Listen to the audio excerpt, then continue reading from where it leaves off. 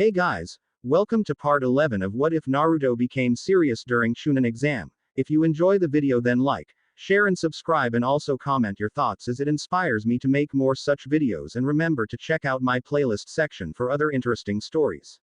So let's get started. Chapter 37. Three Dragons. A low howling whistle escapes in the air, the wind gently caresses his cheeks. The red head awakens and he rises from the sandy desert land and looks around. Above him, nothing but clear blue skies with several clouds floating in the air as they change their shapes quickly as they came. Around him, nothing but the vast but familiar desert of his country. Gaara looks around and he notices the winds were not as harsh as that of Kase no Kuni. Something was off, he could tell. But awakening in such a place puzzled him as well. Was he not supposed to be in Suna? Nothing about the desert where he awoke seemed to be showing signs of his village beyond the horizon. Gaara looked down on his hand and noted that the harsh stinging rays of the sun in his village did not seem to take effect. Wondering how it was even possible to not feel the harsh heat of the sun in their desert country, Gaara now stood up and felt the gentle wind lightly touch him once more. Such wind was never present in his village. The wind of the desert was harsh, it brought nothing but searing pain in the day and unforgiving cold in the night. The cage looks around once more, nothing was of interest. Not a living creature could be seen.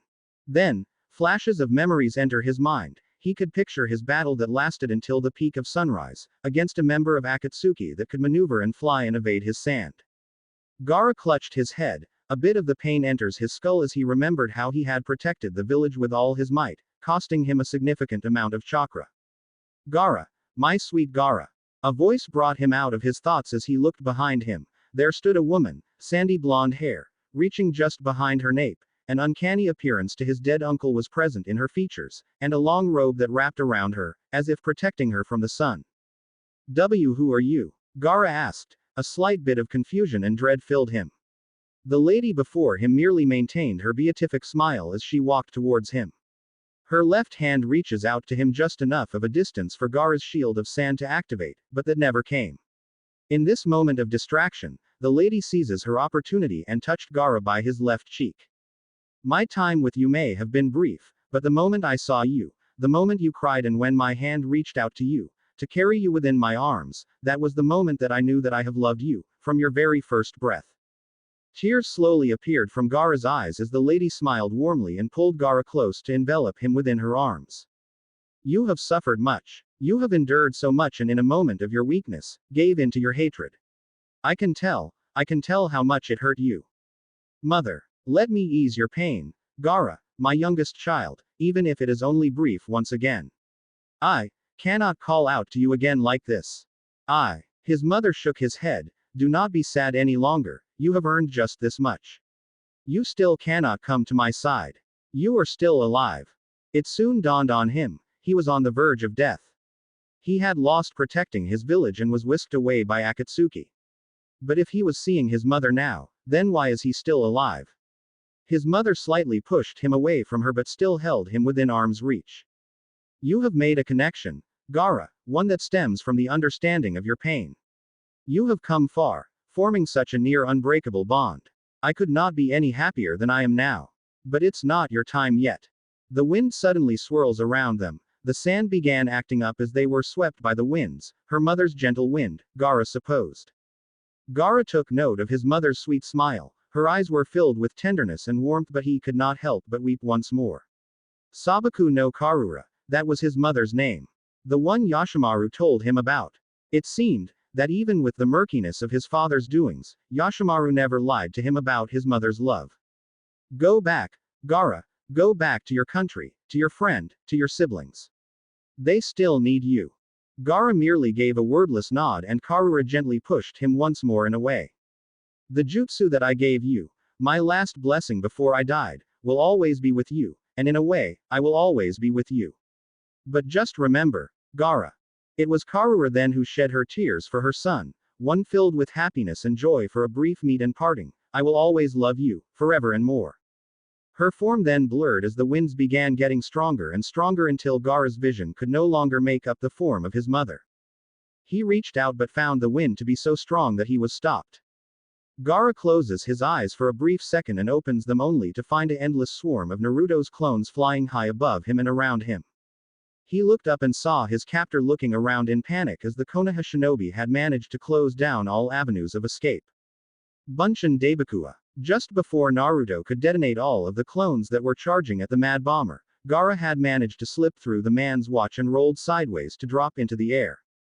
Boom, boom, boom, boom. A series of cascading explosions escapes his ears. Gaara looks up and sees a large circular cloud of gray smoke escaping every which way. Gaara had gathered sand beneath his feet and landed onto his platform of sand. Then, from one side of the circle, something shoots out of the smoke. An injured Deidara manages to get away even after being surrounded by all sides of the Kyuubi Jinchuriki's clones. His clay bird damaged from the looks of things, and the Akatsuki member chose to discard his ride for a newer one. It was the third bird he had conjured up that day, and he was getting annoyed that his works were getting destroyed by one of their targets managing to one up against him once more. Amazing piece of art, though. Deidara complimented the Jinchuriki of the Kyuubi inwardly for showing him such a fleeting moment of beauty that he couldn't help but feel compelled to one-up the bastard with his own creation. Deidara then turned his vision to the recently awakened Kazekage. A raised brow escaped on his one visible eye as the red head was now standing up onto his platform of sand and raised his right hand. A stream of sand then appears from the ground racing up towards the Akatsuki member. Deidara seemed nonplussed about the fact that two Jinchuriki were about to make sure he gets killed. TCH. Just my dumb fucking luck. The sand swirls in the air as it went straight for Deidara. The Mad Bomber clasped his hands together and a plume of smoke escapes from below him. Another peregrine falcon clay bird model flapped its wings upward and streaked past the air as the Mad Bomber landed on it and narrowly escaped Gaara's pincer move. Up above, Naruto saw the movement of sand in the air, and the sight lifts his spirits. Gaara is now awake. The blonde dove down to see where the Kazekage was and found the teen standing on a platform of sand in midair. Gaara. Gaara turned around and saw Naruto now standing beside him. The board beneath the blonde's feet stabilized as he stood up straight and said to him, "Shouldn't you be resting? You're low on chakra right now." Gaara responded with a nod, agreeing with his fellow container. "I should be, but the chakra you've given me is more than enough to maintain this. I cannot control sand as much as I can when I am on the desert, but I can at least do this." The streak of sand that was pursuing Deidara turned into a different shape, compressing together to form a deformed spear and packed densely by Gaara's command. Saikyo Zeitai Kugeki. Shukaku no Yari, Supreme Absolute Attack. Spear of Shukaku. Naruto grinned, a clone formed by his side as he performed the necessary seal, with the clone now forming a Rasengan with its hand while Naruto began spinning chakra with his forearm. The blonde didn't know how this would affect his current jutsu, but Naruto hardened his resolve. Akatsuki was a threat, and all doctrine concerning threats ended up the same throughout all the established nations of the world. They needed to be dispatched. If Tsunade was going to pour all of Konoha's power to bear against its enemies, then Naruto would be happy to oblige. Slamming the Rasengan to his wind-infused forearm, Naruto absorbed the force of a storm into his hand, and quickly, the winds answered his actions in kind. It howled wildly in the sky like a screeching tornado, and Naruto turned his sights towards the fleeing Akatsuki member. Like a comet streaking to the night sky, Naruto flew straight across the heavens as his figure was distorted by both wisps of chakra and wind, covering his entire form like a shooting star, obscuring his visage and making a loud boom as he sped further and further. Momentum increasing, Naruto activated his third jutsu as he broke the sound barrier. Kamikaze. There was a loud deafening boom as the clouds gave way, forming a perfect circular ring around the blonde, and the trees rustled below, giving away hurricane-force winds that smashed its way down towards the forest. Naruto then caught up to Gaara's spear of sand, and instinctively, he grabbed the spear by its long shaft and proceeded to aim at Deidara's clay falcon. The Akatsuki member could only watch as the spear smashed its way into the falcon from the tail feathers. It was only for a second, a very minute, small and even unnoticeable one, but in that brief moment, just before Naruto had collided with Deidara, the sand spear within Naruto's hands allowed itself to be aimed to what Naruto was going after and deemed the blonde its master as it approached its target from behind. Deidara turned around seconds from disaster only to see that he could only watch as Naruto tore through the skies and smashing onto his flying vessel.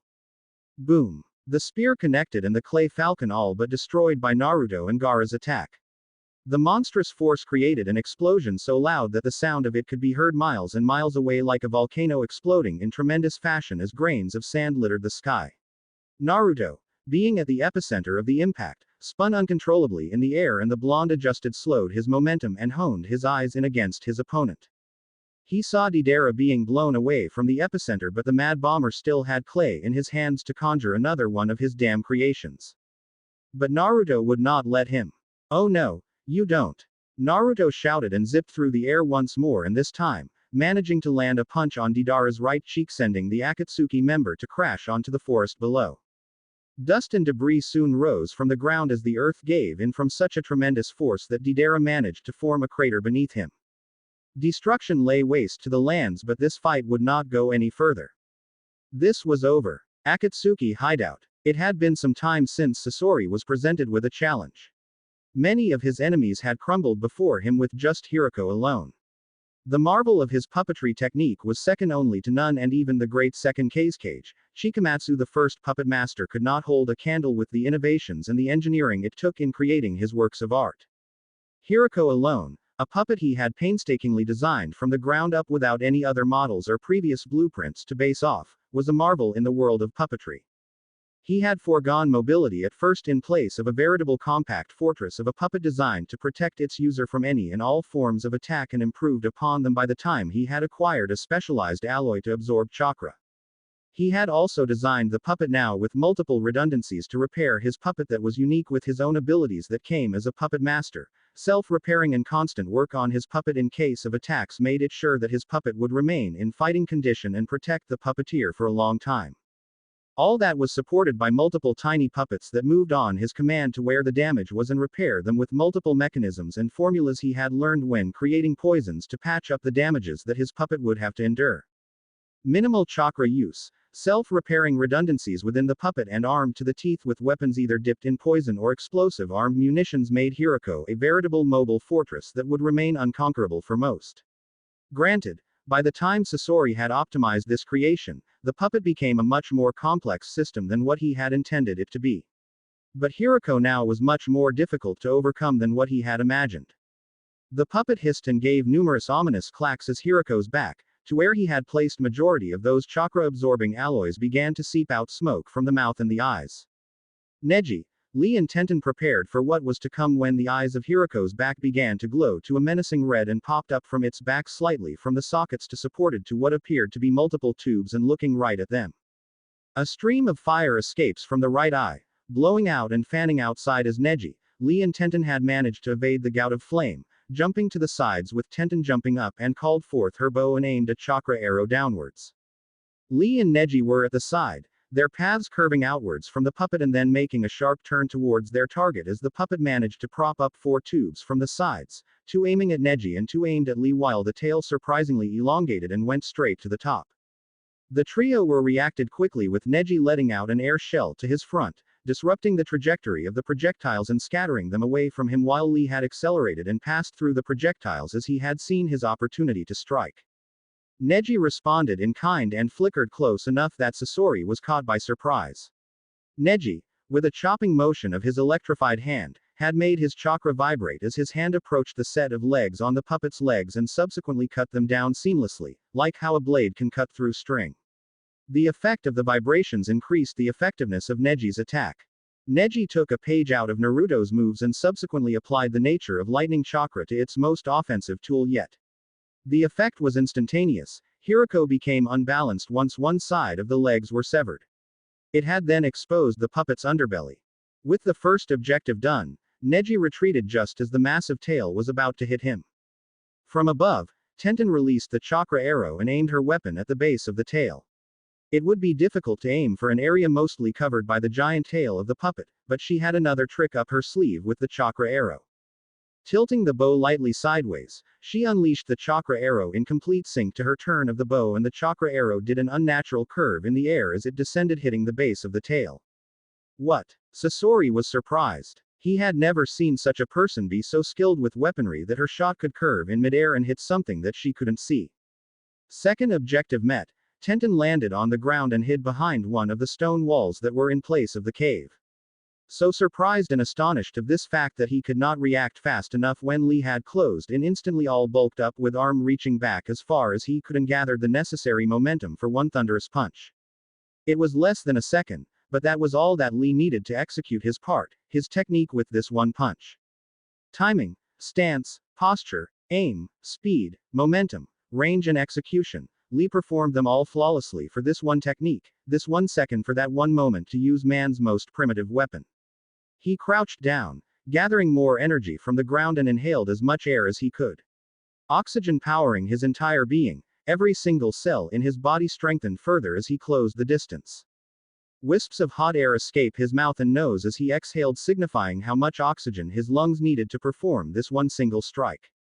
Lee's right hand tensed and shook as he swung it forward with a closed fist. The force of Lee's swing and the energy built up from his punch began to make the very air itself around him to burn up, his fists catching fire as the Lee had done the impossible and caused friction in the air, his right hand burning up as it caught on fire, aiming to smash through Hiroko's tough hide. Kongosho. Hashodo, Diamond Way. Eightfold Path. Smash. A punch that could destroy everything in its path. Defenses crumble in its way, bones break and soft flesh scatters. This one single punch managed to find its way directly at Sasori's side, and his beloved puppet, Hiroko, was smashed to smithereens, ironwood breaking, and metal bending and collapsing from the might of that single punch. The puppet shattered, broken beyond repair. The puppet was then sent cratering to another part of the cave. The ground gave way and formed a trench as it was sent away, and the remains of Hiroko scatters all about the cave. Neji, Lee and Tenten await in silence, anticipating a corpse, mangled beyond belief, beneath the monstrous puppet that their enemy used as a moving fortress. A few more seconds later and the smoke cleared. The main body of the puppet was destroyed, but the inside did not hold the puppeteer that Neji had predicted. Instead, the puppet was hollow. Alarm bells were ringing inside Neji's head. If they couldn't notice the puppeteer's escape then. Neji was suddenly surprised when he saw Lee being blown back by something large, dark and round. He looked towards where Lee had been and was surprised to see a giant round ball now remained in his place. Lee crashed towards the stone wall just behind them, blown away from with something they had not foreseen. You cretins destroyed Hiroko, one of my favorite puppets, my creation. Above one of the protruding rocks that rose upwards, there stood an enraged-looking red head, boyish features and sharp-looking eyes. Smoke billowing around him, wearing the red cloak with red cloud patterns. Neji, Tenten and Lee could recognize, and surrounding the red-haired Akatsuki member was another puppet in his arsenal, much more traditional-looking, but with spiky long black hair, wearing a brown cloak that was slashed diagonally on the torso, and fur that reached upwards to its upper cheeks surrounded the puppet's neck, revealing a mechanical cylinder with a gate that was sealed shut on its chest as multiple tubes intertwined and connected attached to said cylinder like a core. Sasori was now looking at them with utter contempt. I will make you suffer. The iron ball then dissolved and dispersed in midair, scattering every which way. Sasori then angrily channels his chakra strings once again, and the gated cylinder on the chest of his hidden weapon opened and a light blue glow escapes from it. With fury in his eyes, Sasori called upon the iron sand to move once more and spoke to his opponents. I will make use of the Sandame Keiskage's Kekkei Genkei and kill you all. Death by 1,000 cuts. With the words of the deadly puppeteer now a promise of fate worse than death, Neji remembered just what they were facing now. The Sandame Keiskage, known as the King of Iron Sands. Neji uttered, enough for Tenten to hear. If that was the case, then Tenten needed to change her game plan. Lee emerged from rubble, seemingly unharmed. The wounds that he sustained earlier were already healing at an impressive rate. Smoke wafted from his form and saw the dispersing iron ball into streams of iron sand in the air. Lee may have been the dead last of his class, but that was only due to his inability to do ninjutsu and genjutsu. He was nowhere near as versed as Sakura on her intellect, but he knows a unique ability of one of the cages if he ever saw one. Aiming to be a splendid shinobi with just his work ethic and taijutsu, Lee read many books about the shinobi from the founding of Konoha, to even the cage of other villages to see why they would be bestowed the highest honor of any shinobi alive. In his many nights of looking for inspiration about the numerous shinobi with accolades that predates even the hidden villages themselves, the Sandame Keiskage caught his attention, being named as the greatest Keiskage to have ever lived and his untimely demise with an assassination. Along with the third Kage's infamy, he knew about the man's ability to manipulate iron sand. To see the iron sand in action was a mesmerizing and terrifying sight to behold. Lee then knew that the situation would not be in their favor now. If this member was able to kill the Sandame Kage, then it was obvious now that they were facing a Kage as well. With this understanding, Lee had accepted the fact that there was a high chance that they would be killed. Lee clenched his teeth and then spoke to Neji. Neji, this is a battle we cannot expect to win. Even if we go all out, this man, Sasori of the Red Sands, has managed to beat a Kage. But I do not intend to go down as a coward. I will face him, with all the power that I could muster. Neji looked back at Lee, Byakugan activated and Tenten did as well. It was true. With the reveal of the Sandame Kage as a puppet to be used by its own killer, Tenten knew that she would need to throw everything at the man. She refused to go down without fighting. Lee then continued, still in Kongosho, began to take a familiar stance. I will bet my life on it. Hachiman Tonko, 8 gates opening. First gate, open. A rush of powerful chakra soon flooded Lee as he entered the state.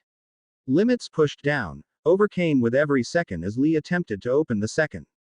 Sasori took this chance before Lee could even attempt to open the second gate. Satetsu Keshu, iron sand gathering assault. Drizzles of iron sand then began coalescing around the puppeteer and puppet and formed all conceivable three-dimensional shapes and sizes as the three-man cell from Konoha, rather than splitting up, rallied with Lee as Neji intended to push his technique further than it already is now. Sparks were flying away from his form, lightning lashing out everywhere. Neji reacted as the metal weapons reached his field of reaction immediately. He vanished from sight just as quickly and stepped on a rectangular cuboid-shaped structure made of iron sand. Neji took note of this. The shapes were dense and compact enough that he could step on it without ever sinking. It was as if he was stepping on a solid metal surface rather than iron fillings. But he also noticed something. As soon as his foot touched the object, the sparks of electricity leaving him surged all around the object. Something happened, surely. The iron fillings suddenly dispersed. It's as if what was holding them together was gone. Neji landed on the floor, noticing the iron sand seemed to have trouble forming back as another shape made its way to him. Neji, rather than dodging and shifting his enemy target from him to Lee or Tenten, stood his ground and performed a Kaden while lightning surged around him. The effect was the plasma circling around him grew in intensity as he spun, canceling the formation of shapes from the iron sand and scattering them about in every which way. An idea enters his mind. So lightning counters the magnetization of the iron fillings. Charging them up changes their polarity. Arcs of lightning crackled around the cave, forming streams of angry plasma every which way around Neji as he stopped his momentum from spinning. A new jutsu was formed. Raya Hokaden, prancing dragon heavenly spin. Second gate. Open. Gale force winds were now gathering around Lee, rising upwards as his chakra network expanded. Fatigue was replaced with energy brimming inside Lee, threatening to spill out as he dug deeper within himself. Neji nodded internally. Good, Lee was able to open the second gate without problem. His job of protecting Lee while he redirects Sasori's attention seems to be paying off for now. But that would soon change as Sasori's attention turned to his teammate. Sasori knew that letting the boy gather up the necessary power to match his puppet was going to be trouble for him later. So the puppet master decided to change his tactics, and instead of getting rid of his teammate first, who seems to be forming a counter piece by piece, he would go to the one who had the potential to steamroll through his technique later on. With that in mind, Sasori manipulated his puppet and said weapon gave an ominous clacking noise as it rushed towards Lee, who stood still while the iron sands made their way towards him, performing different shapes to either pierce, cut, tear or crush him. Neji was about to intervene but found himself stalling as he could now feel his every muscle and chakra network aching from his overusage of Kanmuru. No. Gorenjigoku. Karyu Enbu Pyroclasm. Flame Dance of the Fire Dragon. Flames coiled and surged in the air, leaving behind small embers in its wake that danced along with the surge of fire. A fire dragon-shaped head rose into a spiral as Tenten appeared to be on the center on the ground, wielding a massive blade that ignited on her command and held it in a reverse grip behind her. Third gate. Open. Iron shavings scattered around her as she remained in her stance. She looked back at Lee, who had the telltale signs of unlocking the third gate. She then looked back at Sasori, who was looking at her with a raised eyebrow. Funny how he seemed to have an expression as if he was looking at an ant. I'm not letting you get close to our only hope of ever putting a stop to you. You may have the third cage, but it doesn't mean we're going to back down from this. We will prevail over you. The puppeteer merely gave of an amused smirk that suddenly turned dangerous. But it was Tenten first who went on the offensive. Waving her giant sword around her, multiple tongues of flames surrounded her as she activated her weapon's second Kaiden jutsu. Karyu Enbu. Hado, flame dance of the fire dragon. Wave motion. These tongues of flames then began to gather to her blade, imbuing it with fire properties as Tenten lunged forward with Sasori sending out the third cage's iron sand. Tenten's form was then surrounded by a coiling flame dragon that danced alongside her as she surged forward, the dragon looking as if it was spinning with every slash and jumping around with every step, protecting her from the iron sand that was heading towards her. As she got close, the wave of flames that made the flame dragon surged forward and went straight to Sasori, who had gathered the iron sand around him and formed into a ball as the flames slammed onto the iron ball that protected the puppeteer. Fourth gate. Open. The flames scattered about but not before leaving a red-hot angry flames scattering about like streams of blazing rivers all around. The iron ball scatters, with a surprised Sasori exposed directly in Tenten's line of sight. Gorenji Goku vanishes from Tenten's hands and out came a three-section staff. Tenten knew that using metal against the third cage was tantamount to suicide. Magnetism was her enemy and only through her jutsu could she keep the iron sand at bay. She had not trained for using Raidensu, Spear of Thunder and Lightning, as it was not yet something that she could comfortably wield yet. So, in this instant, she would use Sanzuryuken, three-headed dragon staff. In one quick fluid motion, Tenten twisted the red dragon head and completed the seal that shifted her attribute to power and thrusted the staff forward. Sasori had managed to evade in time, as the impact of the staff's blunt end hit the third cage puppet square in face and a large, deafening shockwave escaped, blowing away both puppeteer and weapons expert from each other. Tenten rolled on the ground backwards as Sasori managed to prevail with his feet still on the ground but was sent skidding backwards by several meters. Tenten got up, a smile on her face as she knew that she had planted a good hit, but her smile disappeared seeing the puppet still intact. That's impossible. I placed a good hit. I know I did. In her eyes, she had managed to land her strike to the puppet perfectly. How was it that it looked like it was undamaged? Then she managed to see iron sand dissipating from the third cage's face. She knew her answer then and there. Clicking her tongue in disappointment, Tenten slowly began to stand and noticed her left arm was dangling in a limp and her body aching everywhere. She flinched as she got up. The force of using the power aspect of Sanzuryuken and the recoil of using everything she had against the puppeteer only to fail had done a number on her. She gritted her teeth as she forced herself back up as Sasori finally discerned the extent of his opponents. Hehehehe. Ha ha ha ha ha. You're done for, you cretins. Maniacal laugh escapes him. The two shinobi were injured by their own jutsu and the third one had failed to accumulate enough power to match him and his puppet. Sasori then flicked his hand and the puppet behind him complied. From the cloak of the automaton began an ominous clacking sound, forming a large claw-like weapon from beneath the cloth. It raised its weapon sideways and dashed. Its first target, the Hyuga. Neji was still feeling the effects of the backlash of his jutsu. His body ached, as if 1,000 needles were piercing deep into him continuously. Neji tried and failed to force himself to get up as the third cage puppet flew at him with the intent to tear him apart limb from limb. Neji could only watch helplessly as the puppet raised its weapon and ready to strike him down.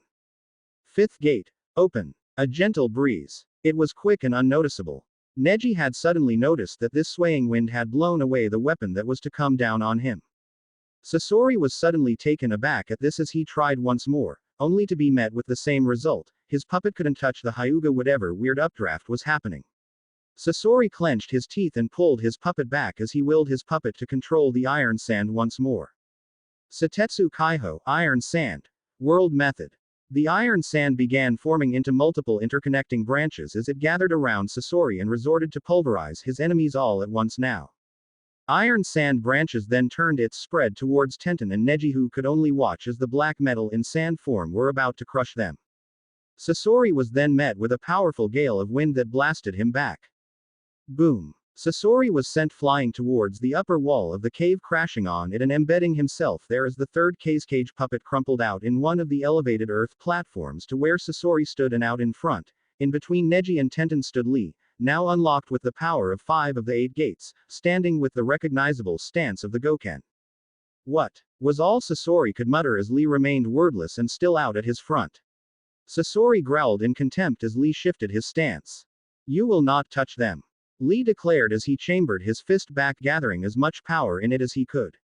Lee took a deep breath once more as steam rose out of his mouth with gritted teeth. The flow and surge of power was evident as his chakra spiked to astronomical levels, as if he's matching the power output of a Jinchuriki.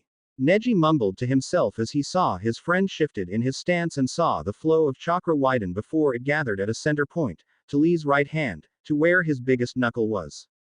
Quick on the uptake and realizing that Lee was about to let go of something powerful, Sasori pulled the third cage puppet back to him and enveloped himself in iron sand in a dome once more. With Lee appearing suddenly in a blink of an eye just in front of the third cage puppet that he had recalled. Two paths converging as one. This is my secret technique. Ryu Tenno Metsubojinrai. Dragon Emperor Downfall Thunderclap. With that, the cave shatters upon impact of Lee's fist directly at the third cage and the earth gives way outside. Boom. Somewhere in Kawa no Kuni. 2 loud explosions could be heard by the two. The first one, they saw the sky be cleared by an invisible force, most likely a shockwave. They saw the clouds curve and contorted into an unnatural bend before a large cloud of dust exploded from afar. A few minutes later, another shockwave hits. This time, it was on the ground, a shockwave so powerful that there was an uprising of earth and dust in the far distance. It sounded like a volcano just erupted. Kakashi mentioned as Sasuke nodded wordlessly. They needed to back up as soon as possible. It was here that they were met with Guy, a little winded, with some scratches and a little wet but not out of the fight. Did you have any encounters? Kakashi asked and Guy nodded. A weird little fish man tried to get in our way. It is a good thing that Naruto and Neji saw through the man's intentions and they left to what could where Akatsuki has placed the cage.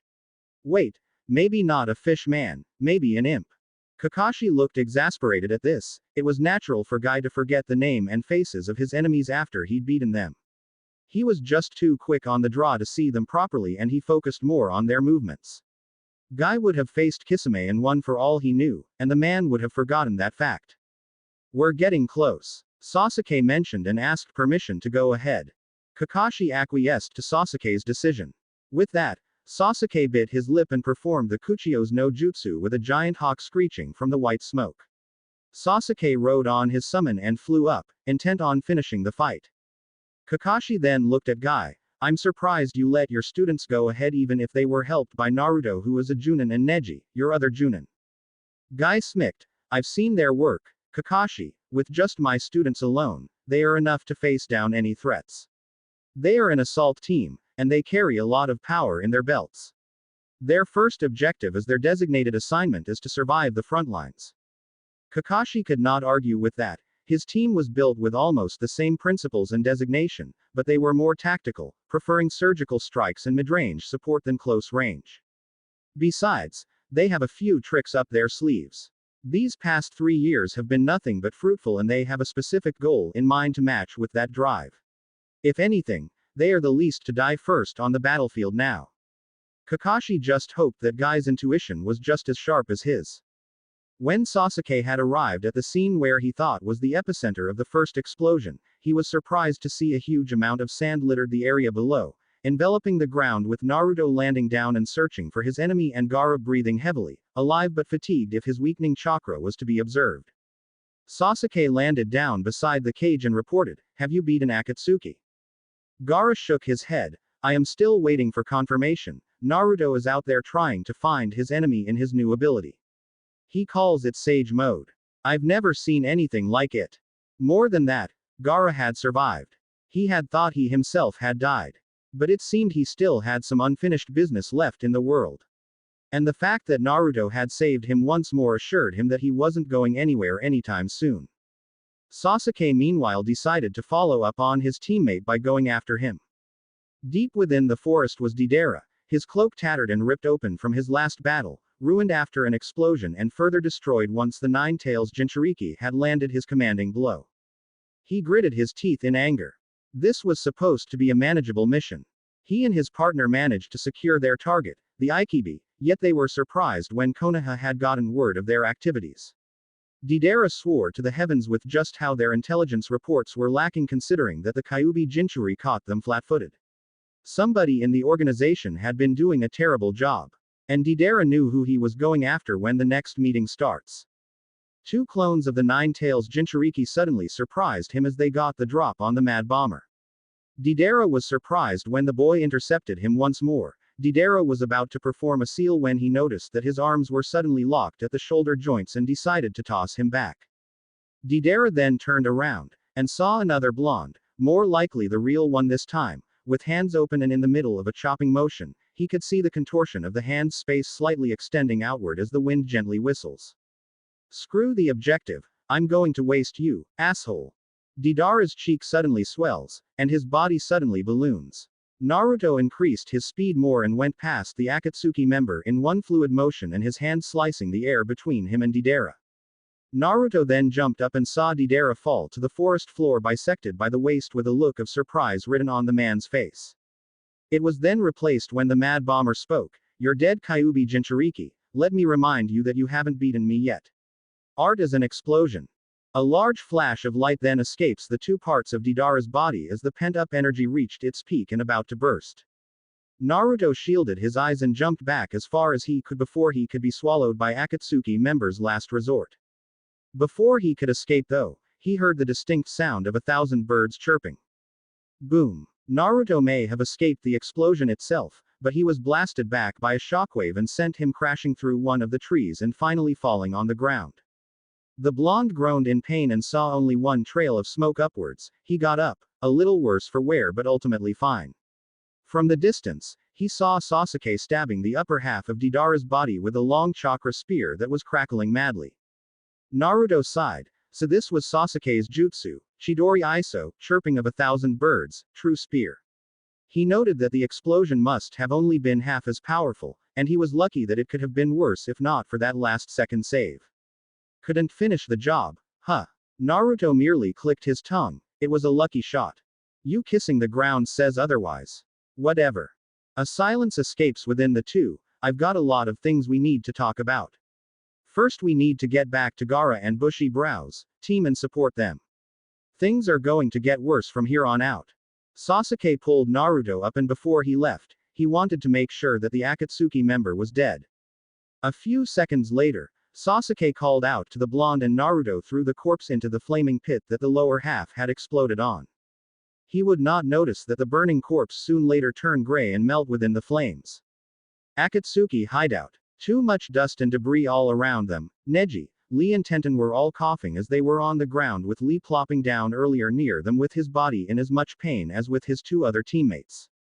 Outside, they could hear the sound of thunder echoing in the distance. The entire area seemed a bit colder than it was before. Holy shit, we did it. Tenten said, finding it hard to believe that they bested a ninja that was at cage level. That iron sand, it was too hard to beat. I'm surprised we managed to survive. Neji muttered, which earned a nod from both Tenten and Lee. If only Guy-sensei were to see our progress now.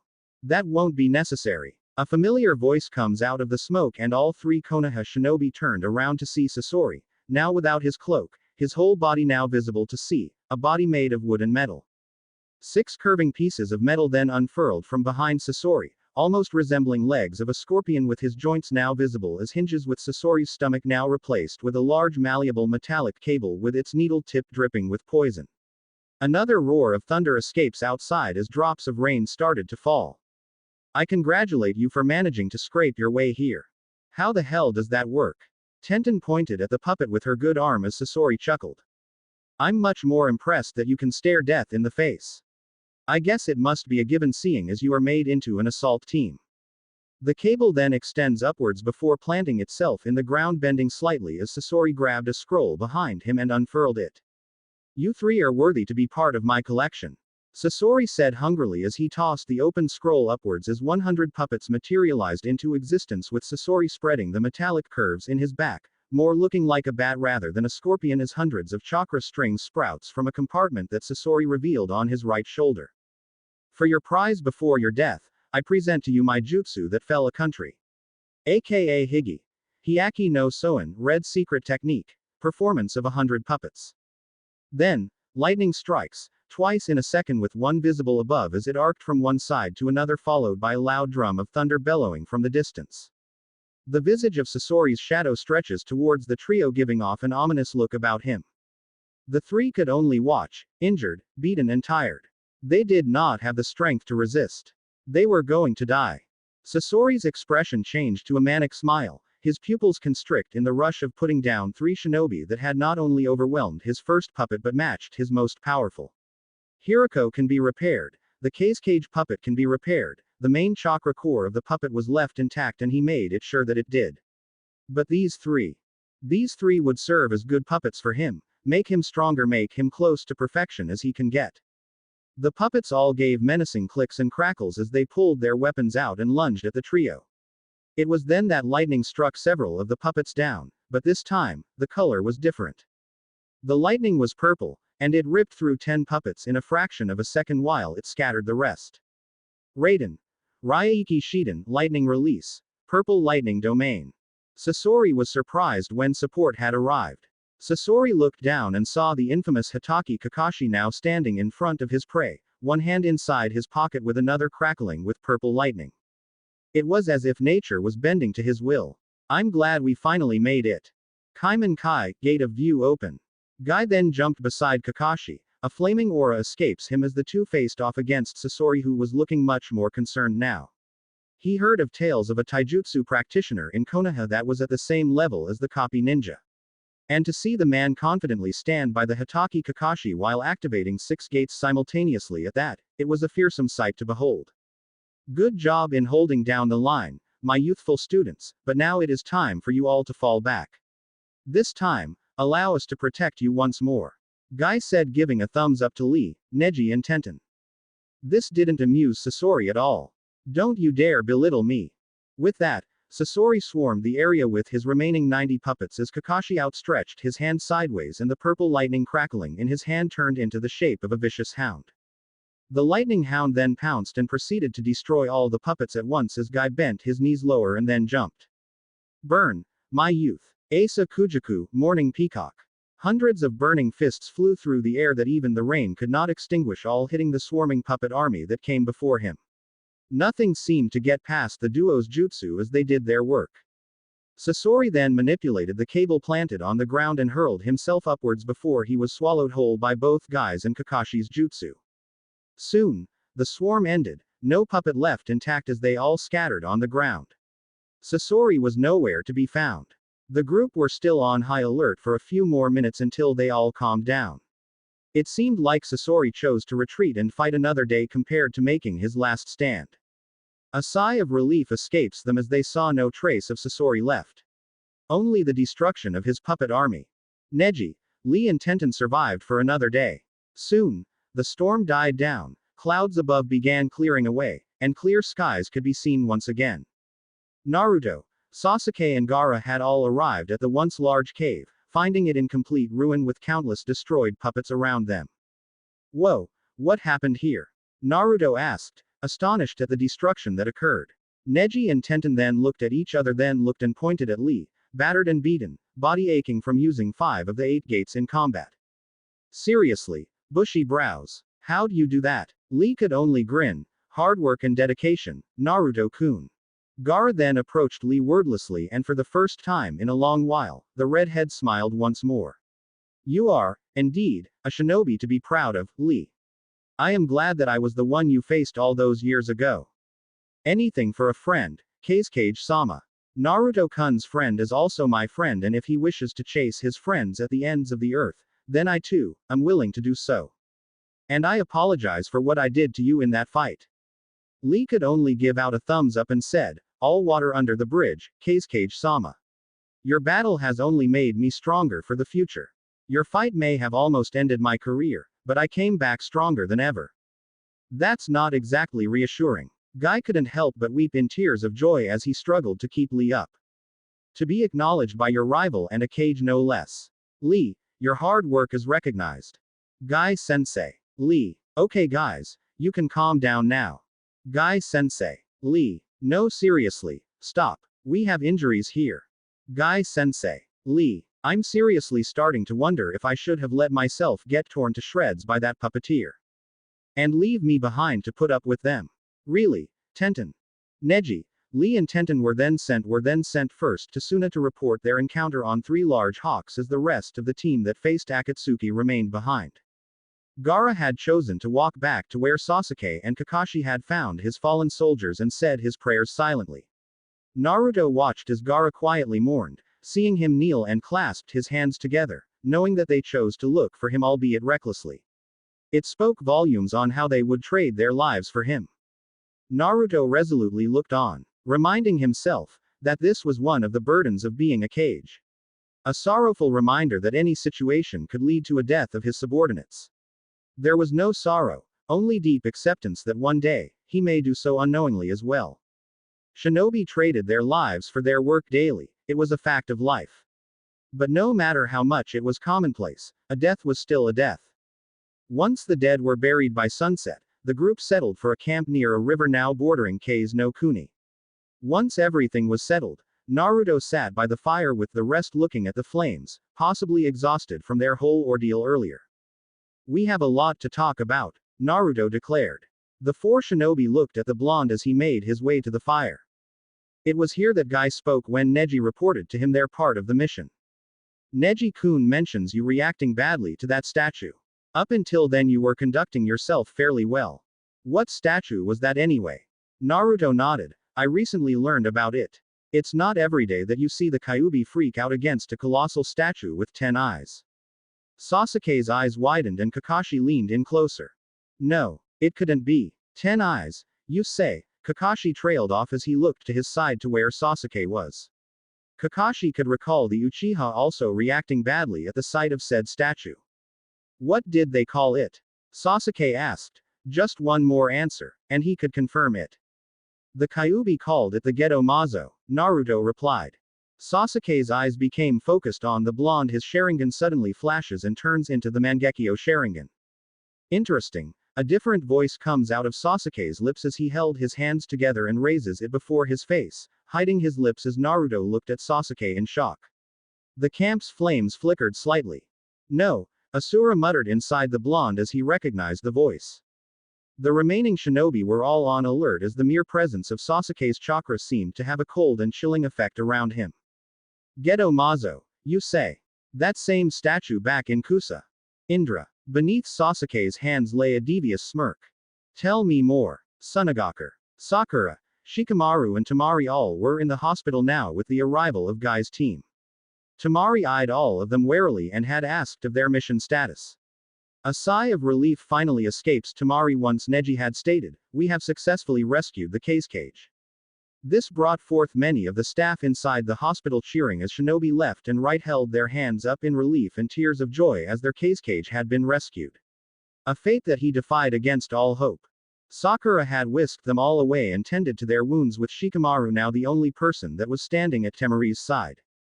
Good news all around, wouldn't you say? Shikamaru said with a smile as Temari remained silent but not at all the same. You know, it wouldn't hurt to speak up about your thoughts on the matter. Shikamaru replied and Temari didn't reply once again. It was weird, usually she had a snide comeback ready, or she would reply professionally. To give him the silent treatment was a little unsettling. Shikamaru turned to Temari and saw that she was silently holding back her tears and failing as she heard the news of Gaara coming back alive and well. My little brother, Gaara, he's gone through hell and back. Shikamaru then grabbed a handkerchief from his pocket and handed it over to Temari. The incumbent cage turned to the Konoha shinobi in mild surprise as Shikamaru's head was turned away from her. Everyone is crying inside knowing your brother is safe and alive. It's only right that you cry harder than them. He's your brother. Shikamaru then looked up. There is no shame in crying. Especially now that it's a time to express them freely. More than anyone, Temari. You need this, more than they do. Temari grabbed Shikamaru's handkerchief and accepted wordlessly. If you tell anyone about this. Shikamaru had already cut her off. You'll kill me, blah, blah, blah. I know how this works. A moment of silence escapes the two until Tamari speaks up. Thank you, Shikamaru, for everything. Shikamaru simply shrugged. I know you might find this weird, but I didn't do it just because it was my duty to my village. He then turned to Tamari, looking serious this time. I did it mainly because I wanted to help you. Idiot. Through her tears, Tamari felt her face heat up with Shikamaru laying his intentions bare. Whatever reason that her companion had in helping her, he made it personal for him, and that was all Tamari needed to hear. It was here that Shikamaru made himself scarce and went outside and excused himself. As he opened the door, he was surprised to see Chio standing in front of them. Baki has told me of what you are planning, Konoha-nin. I see the Nara genes are strong with you. Without saying worth of praise, Chio was impressed with Shikamaru's strategizing. Tamari halted her moment of joy for a moment and looked at Chio. Come. The night awaits for a scouring. Tamari looked serious for a moment and nodded. As she went out of their room, she saw Konkuro just beside the old puppeteer with Chio going upstairs. Following the old woman, Tamari was handed a cloak, black as the starless night, and a scroll. She immediately recognized it and nodded again. Shikamaru was handed the same cloak and now, with a mask to go along with it. As they made it to the rooftop, she was met with a serious-looking Sakura who had just finished treating Team Guy and now is wearing a cloak the same as they did. Chio looks back at her. A full moon rests behind her and their shadows extend as far as the edge of the hospital rooftop. Shikamaru brandishes a black katana and Chio unfurls a scroll as she gave one more to Konkuro and then to her. The time has come to purge the poison that continuously defiles Suna. Her salvation is at hand. Baki appeared with a cloud of sand surrounding him as he kneeled. The preparations are complete, Chio Dono. The people are now restless, all that is left is to lure the vermin out. Chio nodded and unsealed two puppets behind her as 10 more popped out of another scroll from Konkuro and Tamari unsealing her scroll to see 2 large sickles in her hands. 6 figures became 18 and they all vanished in the night. A night filled with death, a night that could only be described as a night of blood and terror. Hai no Kuni, undisclosed location. An old man filled with bandages limps across the hallway carrying a cane to support him. He silently continues his way as he was being escorted by 2 of his agents. Danzo then commands his bodyguards to halt with but a raise of his free hand and stopped.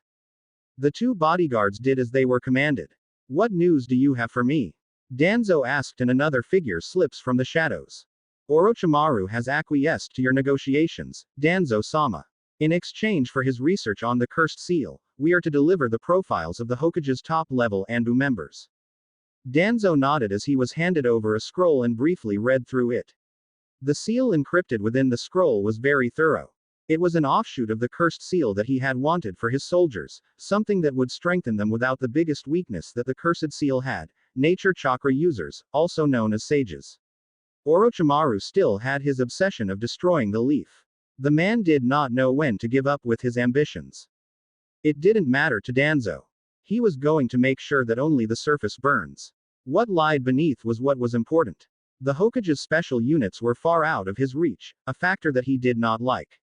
Those special units had purged all his spies and saboteurs much to his irritation, and he could only blame the new and restructured departments that Tsunade and Jiraiya had gotten their hands on.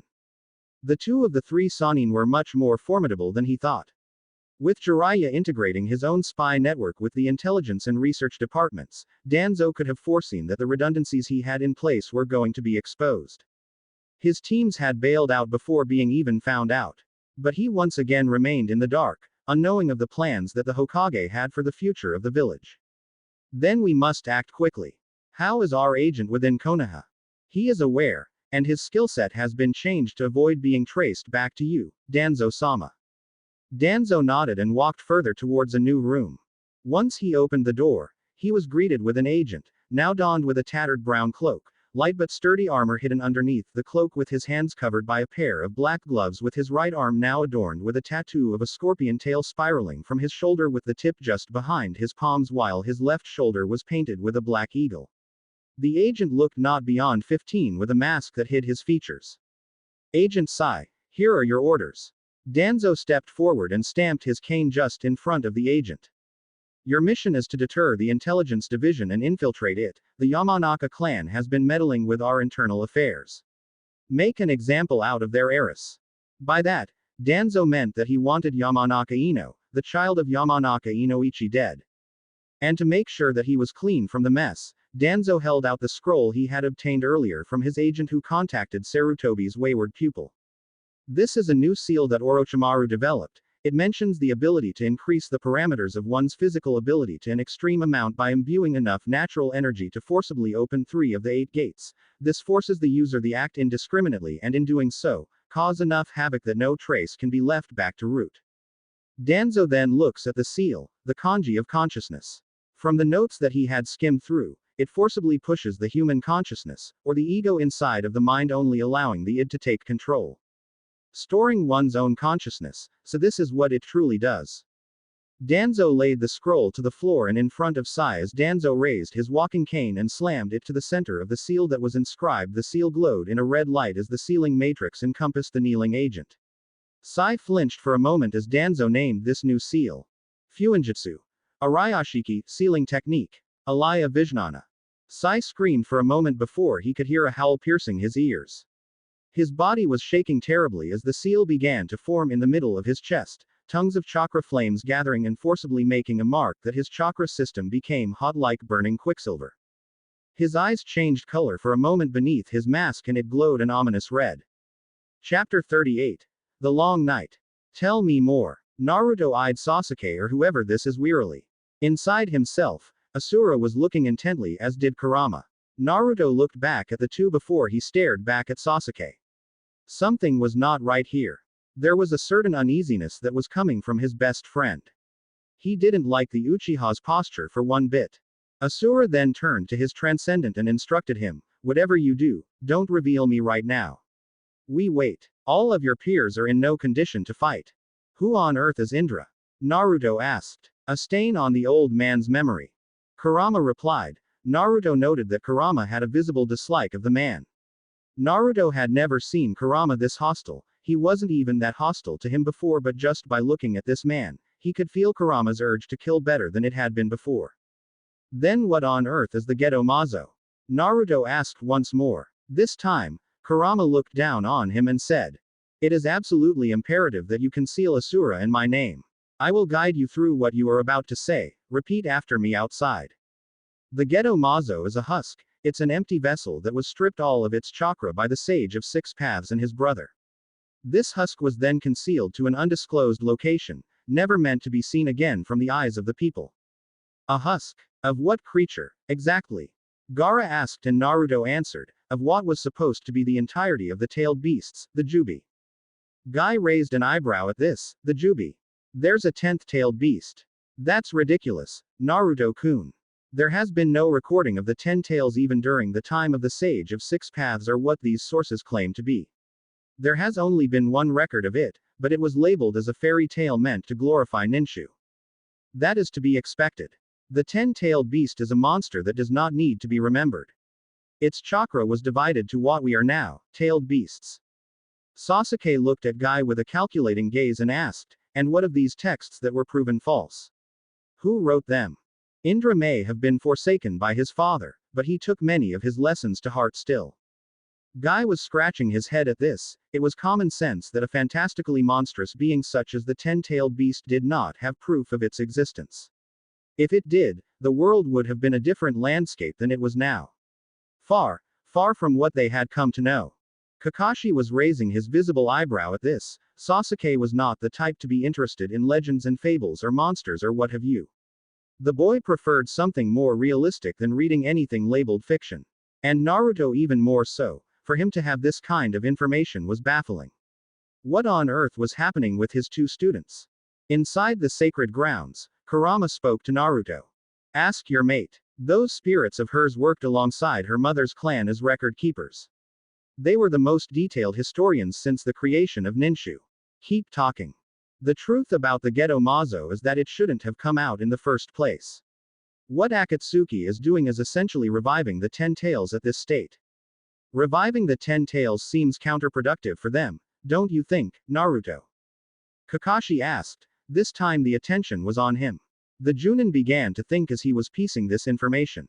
Kakashi then continues, according to myth, the 10 tails is disaster incarnate, a catastrophe that can swallow the whole world. If their intent is to revive the creature, then it is quite frankly, idiotic. If the gathering of the tailed beasts triggers this revival, then they should know about it. But why discard that myth if it was true?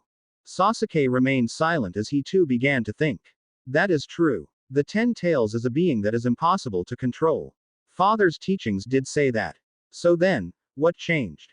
Indra then turned back to his host, who was looking at him menacingly, slowly realizing with a smile as the Uchiha growled at him. I swear to you, Indra, I'll regain control yet. Don't bother. I will relinquish control to you shortly. The extent of this possession does not allow me much freedom compared to what you can do. But I have some advice for you. Sasuke remained quiet but did not bother to reply to the man. Go seek out that stone tablet again, boy. Then there is something else that they are planning to do with it. The question is what? Gaara then asked, as he stared at the Uchiha who remained quiet and unmoving in his current posture. To amass power, they seek the tailed beasts. If anything, to control them, it needs the blood of the descendants of the Rakuto Sennin. Sasuke muttered, adding another layer to the mystery. The possessed shinobi turned his attention back to the blonde, studying the boy. There was just something that made him strange in the first son's eyes. The way he answered questions, the way he kept giving information that was factually true for him yet nonsense to others. The Uchiha and the Senju, Kakashi answered adding another piece. Rinnegan. Naruto uttered to them. Another piece to the puzzle. I saw someone who had purple eyes with a ripple pattern. The Kyuubi mentioned it as the Rinnegan. The others looked on in surprise. The Rinnegan, fabled dujutsu of the Sage of Six Paths. The only person in recorded and mythological history to hold the dujutsu. No one else had done so in the entire history of all shinobi. It was here that Sasuke's looked in mirth. Rinnegan, huh. So now we have our leader. Sasuke added, now it was making more sense. Naruto kept giving answers to him that made more sense. Even if Kurama were sealed inside the boy, he would doubt the Biju would be this cooperative in giving them answers. Still, he would place this in the back of his mind for now. For others, though, this was a surprise. For someone to have manifested the most hallowed of all dojutsu said to have dominion over all facets of the world, even beyond the realms of the material, and to be the one behind all of the mess that they were in currently, that brought a chill down their spines. Either Senju or Uchiha, that is our leader, which makes them confident with whatever they are planning, they are doing it with surety. The question now is, Sasuke turned to the blonde calculatingly, a sense of studying the boy out. Naruto's eyes narrowed at the Uchiha that was staring at him, Mangekyo Sharingan spinning lazily. All that mattered right now was to try and keep things quiet. This person wasn't Sasuke, this person that was staring him down was more calculating and colder. Perhaps already poised to make a strike, wordlessly egging him on. With that, the person possessing his friend let his hands separate from one another and showed his smirk at the blonde. Naruto slowly clenched his fists. He was being probed. Can they actually do it? Naruto narrowed his eyes at this new person. Somehow this person knew more than the others. It felt like whoever this was that was sharing Sasuke's look was directly angering him or fishing him out for more answers than necessary. Don't give a clear answer. Naruto turned to the fox. Kurama looked on edge still, as if one wrong move and words could cut deeply all around them. Naruto noticed that he wasn't in his usual mindscape, rather on the sacred ground where the Biju gather.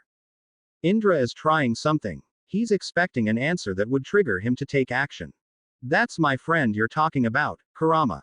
Naruto reminded him, but Kurama took no heed. Your friend is possessed by the one who started this mess.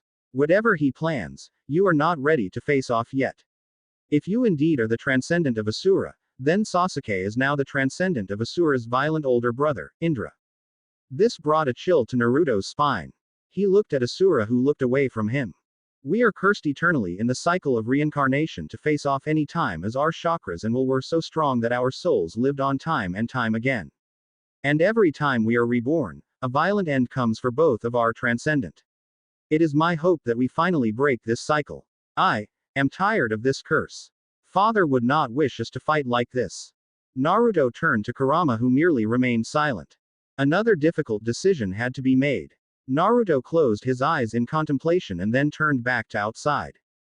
Guide me, Kurama. The nine-tailed fox would have been astonished that the boy would trust his judgment on the issue, seeing the boy in a new light. Kurama gave a silent nod. Then answer with this. We don't know for sure. Even the Kyuubi couldn't answer me. Naruto replied to Sasuke. Sasuke's red eyes intently stared at Naruto before he leaned back and placed his hands down. We will need better answers. There is a stone tablet that was placed beneath the shrine in Naka River. We must proceed there once we finish things up here. Then, the cold and unnerving chakra from around Sasuke vanished as it came. Sasuke slumped on his shoulders and was panting, breathing heavily as sweat appeared on his brow. Sasuke, is that you? Sasuke turned his vision back to Naruto and answered as he regained his breath, shut it, moron. It was not an experience he wanted to have again. Naruto, meanwhile, let go a sigh of relief. What was supposed to be a much more relaxing time turned out to be tense and continued from there. He was finally able to relax and not be on edge for a minute. The blonde looked back at Sasuke, a sense of apprehension escapes him. Looking at his friend and rival again and the new information he has gleaned on from this conversation along, Naruto had to be careful in the future with his words lest he spill his secrets and possibly throw everything into chaos. Sasuke, on the other hand, was relieved more than anything else. He had regained control of his actions after Indra had gotten a good grip on his psyche. He could feel the man's presence lingering at the back of his head. But it was only thanks to his Mangekyo Sharingan that he could regain control. He could still hear the man's mirth at the back of his mind. The man was finding it all too amusing. I see, your power extends even here. I would have assumed to have several more minutes of control, but your special dojutsu power is something else. It actively suppresses dojutsu techniques all around it. Sasuke was surprised at this. He had never once explored the powers of his dojutsu before. Kakashi had once stated that the Mangekyo Sharingan did not just give 3 powerful jutsu, but also special abilities that would otherwise be considered as beyond simple ninjutsu abilities. He had seen firsthand of what it can do. But to know that he also had that special ability and an ability that was meant to combat Mangekyo-based techniques. He was becoming a natural counter to Itachi and all dojutsu-based abilities. That was something he needed to investigate. If Indra spoke the truth, then Itachi was sure as dead. Sasuke allowed himself a little moment of reprieve. For within this darkness, he saw one more ray of light to follow. Sunagakur. The house of the Shikuden bloodline was one of the most prestigious in all of Suna, due to the efforts of their most distinguished shinobi. Shikuden no Pakura was said to have been a shinobi in a caliber all on her own. Her abilities had brought glory to her house and her village. In the last vestiges of the Third Shinobi War, it was with Pakura's heroics that had deterred Iwa back into their borders. Her sacrifice was what gave way to the rise of the clan. But during a relative era of peace, they were slowly losing power. But since her passing, nothing they had produced was quite like Pakura ever again. Many of the clan's members grew arrogant. They saw an opportunity to have one of their own to rise to prominence as Kazekage after Pakura's death. Throughout their rise to prominence, they had gained favors from all around the nation, their influence grew large and their hold on to Suna's politics grew even more. But try as they might, they never could reach the zenith of the village's political power. They kept producing shinobi of well distinction, but none of them seemed to have gained any further ground even with one member of the village's council. The house of Sabaku edged them still whilst they carry still in their line the greatest Kazekage to have ever lived. That is, until an opportunity presented itself. The fourth Kazekage was in many ways ruthless and scrupulous. But he was also someone who wanted the growth of his own village for its own benefit. Many of those that came before the man had struggled to come up with answers for their situation since the foundation of the village, but all of them, even the one dubbed the greatest, could not implement their policies in time. Due to their untimely assassinations, to what seemed like the village was on the verge of a breakthrough, always managed to fall short. Then, as predicted, the fourth Kazekage was also assassinated. The fourth Kazekage, the Shikuden clan's greatest obstacle, was no more. In a council to vote for the next coming Kazekage, a member had voted to the Shikuden clan's desired candidate. Shikuden no Kagura, a relatively middling Chunin within the clan that they had been pushing since the last few years of the reign of the fourth Kazekage. It seemed like it was the right time as well, the Sabaku clan did not have a candidate viable enough nor popular enough to be selected to become the fifth. But that would not be. As it was Sabaku no Gaara that was picked above all candidates. The Shikuden household felt being spurned for the Jinchuriki, in their eyes, was a disaster waiting to happen. With betrayal being their reason, they sought out a drastic change to scrub out the failed legacy of the fourth Kazekage. The mastermind, its very own council member, Shikuden no Taisen, a proud and seemingly self-righteous man who saw Gaara as a danger more as an asset. Though aging, the man looked burly and intimidating still. With his balding head and a gruff white beard, the man had vowed to depose the Kazekage one way or another for the slight that he perceived. With that in mind, Taisen had to maneuver his way within the council to see just who were inclined to his ideals. He found the perfect member.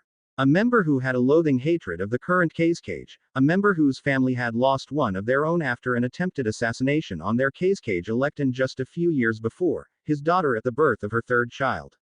The man was so driven to anger that a mention of the name of his lost children that he would contort in rage and blame his loss to the former Kazekage with his shadow extending to the one that murdered his son.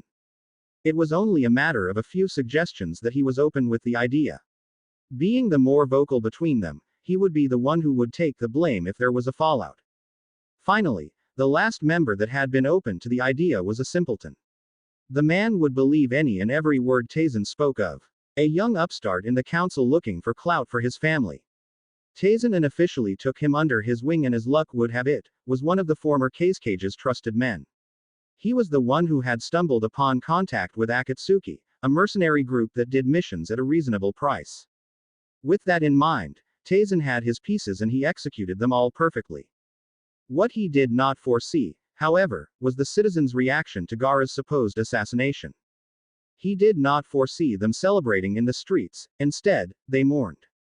The last Kazecage's actions of taking the blow meant for the village moved them and now all they wish was for Gaara to return safely. As if fate would not give him his due, the council opted not to place their candidate as the interim Kazekage. They chose Tamari instead. Now Taisen watched from above his home, seeing the citizens asking for accountability for the supposed plot to undermine the fifth Kazekage that the Sabaku clan had discovered and disclosed publicly. Grandfather, what is the meaning of this? The old councilman turned around and saw his granddaughter looking outraged at him. Kagura was looking at him with anger in her eyes. His granddaughter, the candidate to become Kazekage, dignified in looks with her sandy blonde hair bleached in black, a look that reminded that outside of the clan of Pakura's features. There are allegations of our house conspiring with the Tenshin clan and Fuzuki clan for the attempt on Kazekage-sama's life. Is that true? Taisen held the bridge of his nose with his right hand and sighed. He held his left hand up and spoke to his granddaughter. Kagura, do you honestly believe that I would put our clan interests first before the village? The idea is preposterous. The younger of the two growled lightly and narrowed her eyes to the man. This isn't the first time you would place the clan first before the village if that were true. I was selected as a candidate for the title and I've denied it twice, after you have voted me in twice. Can you not see that I'm not suitable for the position? Kagura, the world of leadership is not the same as the world of shinobi. Strength is not all that matters in selecting Kazekage. Gaara-sama was a person not in good standing, surely you would know of this. This ended up riling Kagura more, only because you've blinded yourself from the fact that Gaara-sama conducted himself also as a better leader. He is not the calamity you thought he would be. Taisen shook his head. I would beg to disagree. Gaara-sama is ruthless and unforgiving. A tiger cannot change his stripes. His granddaughter turned her back to him. There is no reasoning with you, grandfather. Perhaps you would learn more about shinobi conduct one of these days, but I forget that you have left that behind once you became a counselor. You are clearly set in your ways. Kagura, everything I do not do for myself. If that makes you feel better. With that, his hopes of a Kazekage in their line had left him. Taisen looked on at his window to the crowd below him in contempt. These people did not know savagery. They would rather be sent to the wolves than be guided by their pastor. Now, alone and mulling over his next move, he was greeted by an old woman sitting in front of him in one of his chairs. Chiyo-sama, to what do I owe you this visit? Chiyo nodded and spoke. Nothing much, Taisen, just checking out our fellow council members after that claim made outside the Kazekage's office. Taisen had raised an eyebrow at this. Certainly, you find those rumors unsubstantiated, Shio-sama. I've made it clear that Suna comes first before any petty clan squabbles. Shio nodded once more. Correct, I find them unfounded and lacking in forethought. I know that you've always had Suna's prestige in mind with the best intentions. To this, Taisen smiled. He had never dared to approach Shio with his idea. The old bat was a hardcore believer in Suna's own strength. Thus, she would have disapproved of such a move. The Ikibi was a failed project, a project that had costed them more than gained from. That was what they could only gain from it. And failed projects needed to be shut down. Except they failed at that too. Now said failed project was calling the shots. Their mistake came back to haunt them. Taisen did not stand by to let it happen. At least, that's what Shio was deciphering from his thought process. Taisen could feel Chio's decrepit eyes studying him up close. It seemed her words escape her gestures. I am honored with your vote of confidence, Shio-sama. Taisen replied, forcing his anxiety and nervousness down. No matter what, he had to maintain his poise. Think nothing of it, Taisen. I know for a fact that Amida would be the first to be suspected due to his distaste of the Sabaku family. Taisen nodded. Understandable. Rasa-sama had a direct relation to the death of his children. Yashimaru and Karura died way too soon before their time. Shio nodded. She noted that Taisen was going for the empathy route. So, you are not ruling out that he's responsible for this whole mess. Taisen relaxed a little as he sat down. The tea would surely calm his nerves. He certainly has the motivation to do the crime, Shio-sama. Though I would suggest looking into this further.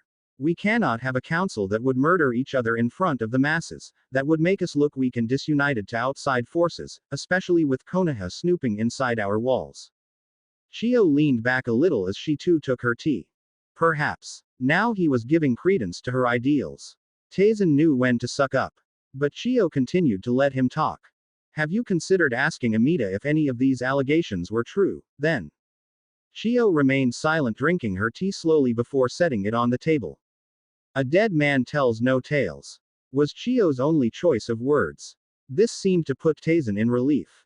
With the figurehead taken out, then he would be safe from the old puppeteer's wrath. Shio noticed Taisen shift slightly. What's the matter, Taisen? You always talked with the man. I figured you and him developed a friendship. Surely his death should have affected you. Taisen was immediate to notice Shio's provocation. Don't misunderstand me, Shio-sama. I am affected by it. I'm trying to hold it together. But even if we were friends, there were things that Amida said that disturbed me a bit. Forgive me if your presumptions have led to suspect me as one who would encourage Amida's thoughts of usurpation. A single flick of two of Shio's fingers caused a gentle breeze within the room. Strange. Taisen thought. He had observed that all the windows were closed this night to drown out the sounds of people asking for his head outside of his home. You sound like you're pinning the blame of this whole debacle on that fool. But I am perplexed at this. For two infiltrators to have made this much damage within the village, it requires meticulous planning and cooperation. Surely, you don't take me for a fool about Amida orchestrating this event on his own, do you? Taisen stood up immediately. His hands were already up to perform a seal and conjure hot flames around him when his hands were suddenly wrapped in red ninja wire as two menacing-looking puppets stood on each of Taisen's sides with them holding the tough steel cables with their hands. And without fanfare, proceeded to shred and tear his hands to pieces. Blood gushed out from his hands as Taisen screamed in agony as he saw his hands were now unrecognizable slabs of flesh on the ground. Gah, you old crone. After everything I've done for this village, this is how you repay me. Shio merely ignored the man's rant and instead, called out someone from behind her. Sakura. Shio called out to the Konoha nin who had slipped from the shadows as she looked at the bloody and violent display of a high-level puppeteer. I may have gotten off the wrong foot with you, but I want you to watch how we Suna Shinobi handle cleaning up our messes. Sakura asked with a raised eyebrow, is this why you asked me to be part of this group of yours? I would have guessed that you would not want me to be part of your village's affairs. Shio nodded her head. True, but I wish to pay Suna's debt immediately with this. Your shinobi has brought us back our cage, it is only right that we clean up the mess that we made. To this, Taisen was surprised. Gaara was alive. And he was saved by these Konoha nin. Hear you, that dumb upstart. He said this was guaranteed. I did not spend a fortune just to fail miserably on his regard. Chiyo looked amused by this. The old woman noted of the Fuzuki clan's involvement in this crisis. So, Fuzuki Kiryu of the council was also involved with this too, huh? He was the one who had seedy connections outside the village, the one who poisoned Ross's mind with that cockamamie scheme of his 3 years ago. He had the link with Akatsuki. Had inadvertently caused the death of Rasa. Quote. Taizen's eyes widened at this. Chiyo knew about Kiryu. Sakura looked on with a scowl as her eyes narrowed at the man who made a deal with one of their greatest enemies that had cost the lives of multiple shinobi in Konoha, including the Sandaime Hokage. So, this corrupt official was the one who plotted all of this. The one who was involved with the invasion 3 years ago with Odo.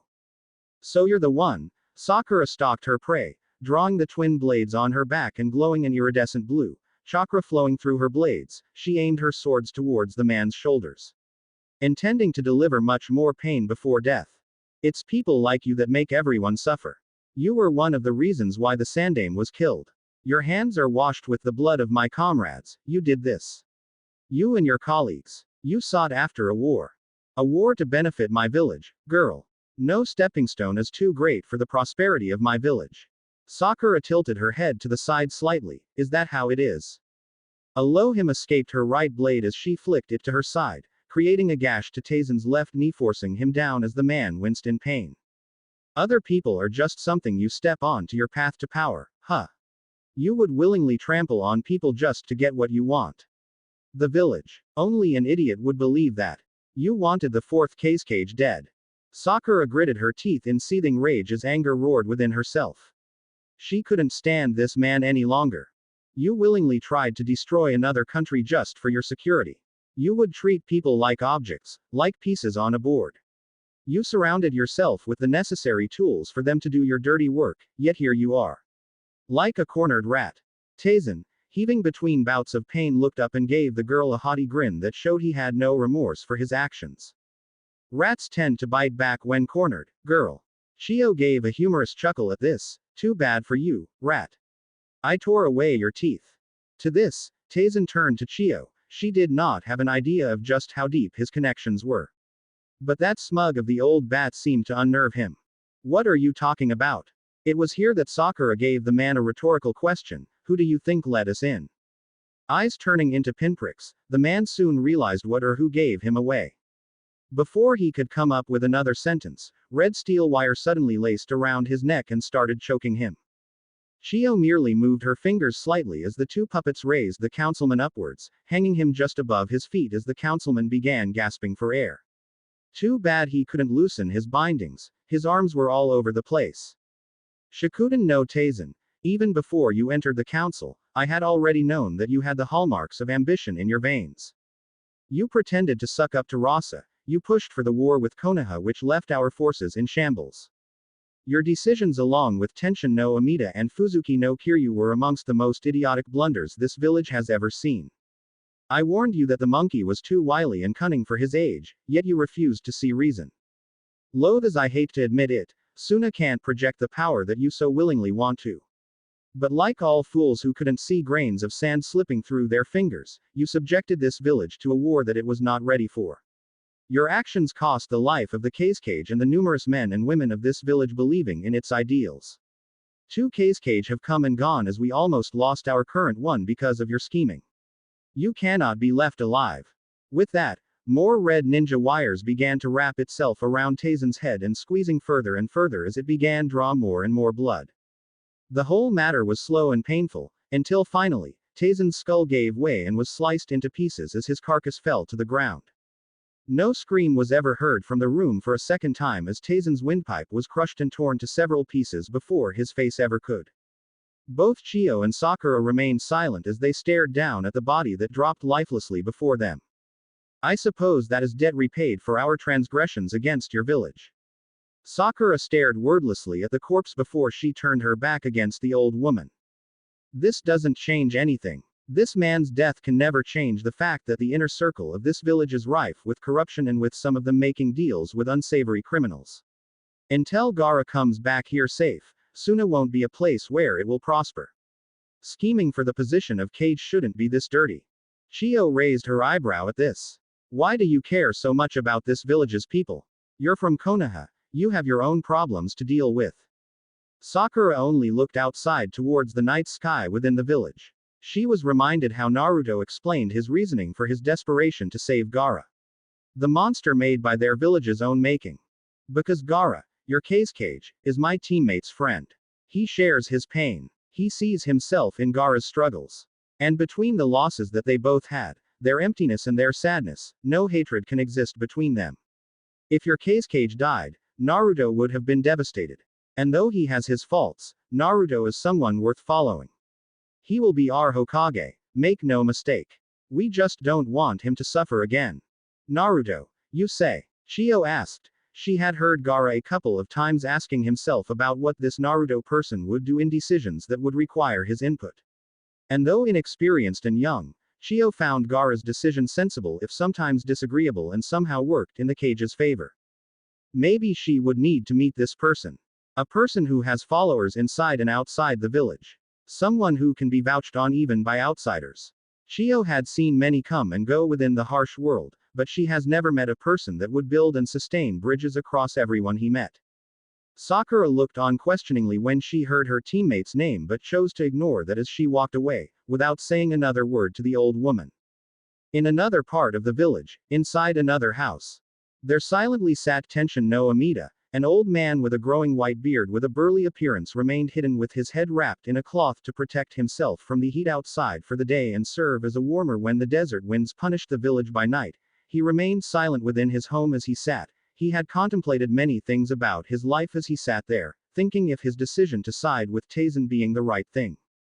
He had thought so. His mind was clouded with nothing but grief after the death of his son, Yoshimaru, just a few years after losing his daughter. Their deaths were too much to bear. His wife had long since passed on, leaving him with nothing around him anymore. He had no one to talk about his grief. When Gaara had become Kazekage, chosen by the council and agreed upon with the citizens of the village, Amida did not know what to feel. This person was his grandson, twisted by Ross's machinations, deemed a failure as a killing machine meant for the village, now stands as the replacement to the fourth Kazekage's reign. It was twisted in his eyes. This boy killed his son after Rasa sent Yoshimaru to his death. He looked on, not knowing what to do as Gaara was inaugurated as the one to succeed as their Kage. It brought for a rage within him never he could imagine. He had greatly protested. Gaara was driven mad by his father with untold amounts of grief that he would lash out against something randomly. But no matter what he said, the others had chosen Gaara to lead. Mad with his own grief, Amida was approached later down the line by Taisen. The scheming Shikuden bloodline user told Amida that Taisen agreed with his viewpoints and that a loose cannon like Gaara did not fit the image that a Kazekage should uphold. For the first time in many years, Amida found himself someone who would listen to his thoughts. Not since the death of his wife nor the deaths of his children, had Amida found something worth discussing ideas to. But Amida knew the truth deep within his mind, that Taisen had plans for something else. His ambition to be the most influential clan in Suna and Wind Country itself was obvious as they began talking regularly. It wasn't until Fuzuki no Kiryu, the former shadow of the Yondaime Kazekage, that a plan began to brew up and Taisen had subtly set him up as the scapegoat.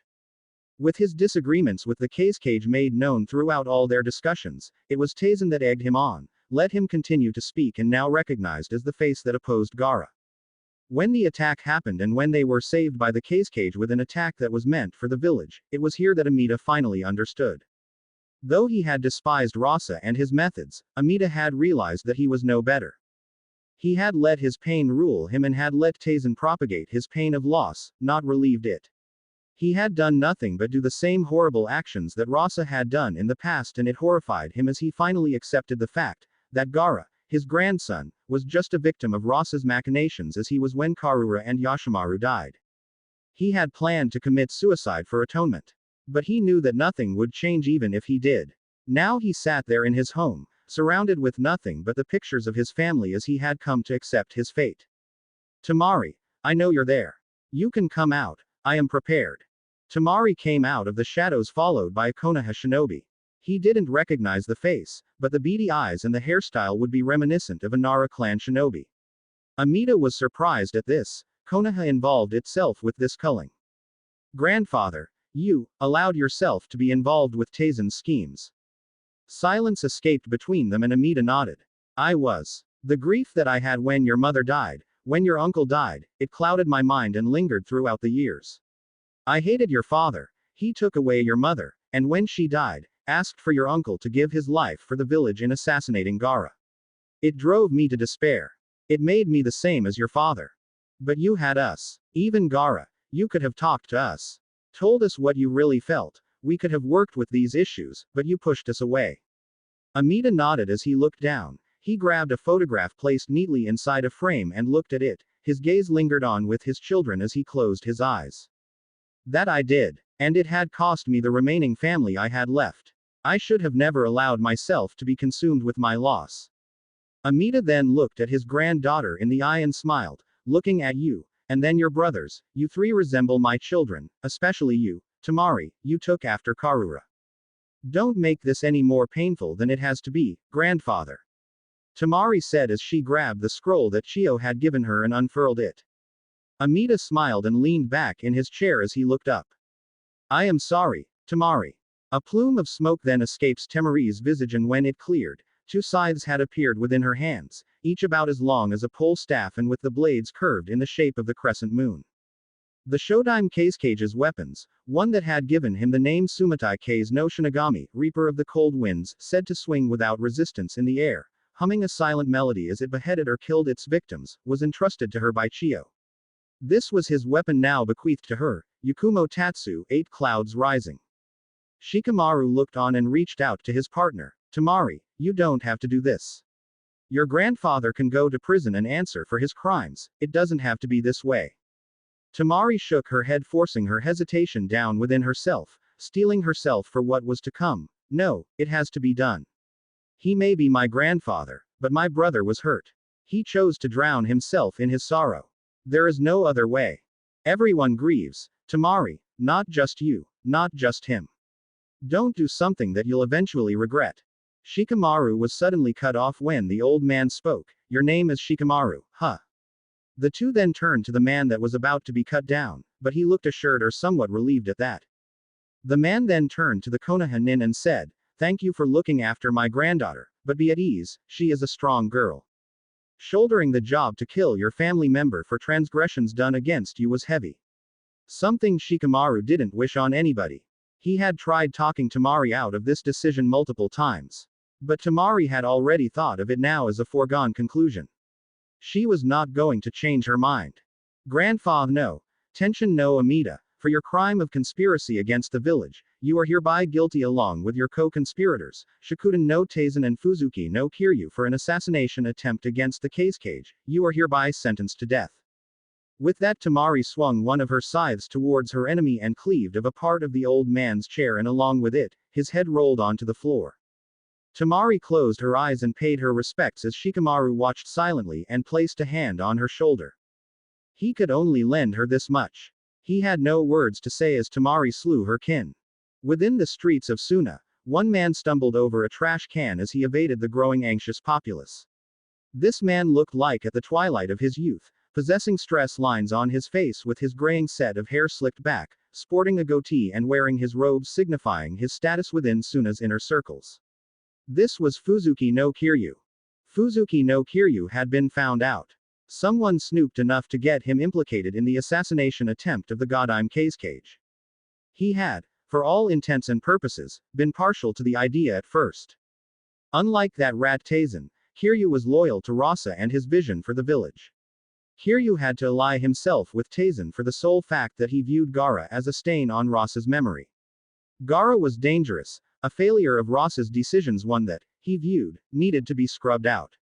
The failure of attacking Konoha was as much of a fault as his own. It was his failure that led to Rasa's death, and he intended to pay that failure in full. But he needed to clean up his act before he could do so. Though relatively young, Kiryu knew a rat sniveling at the sides of the council if he ever saw one. Taizen was a power-hungry fool.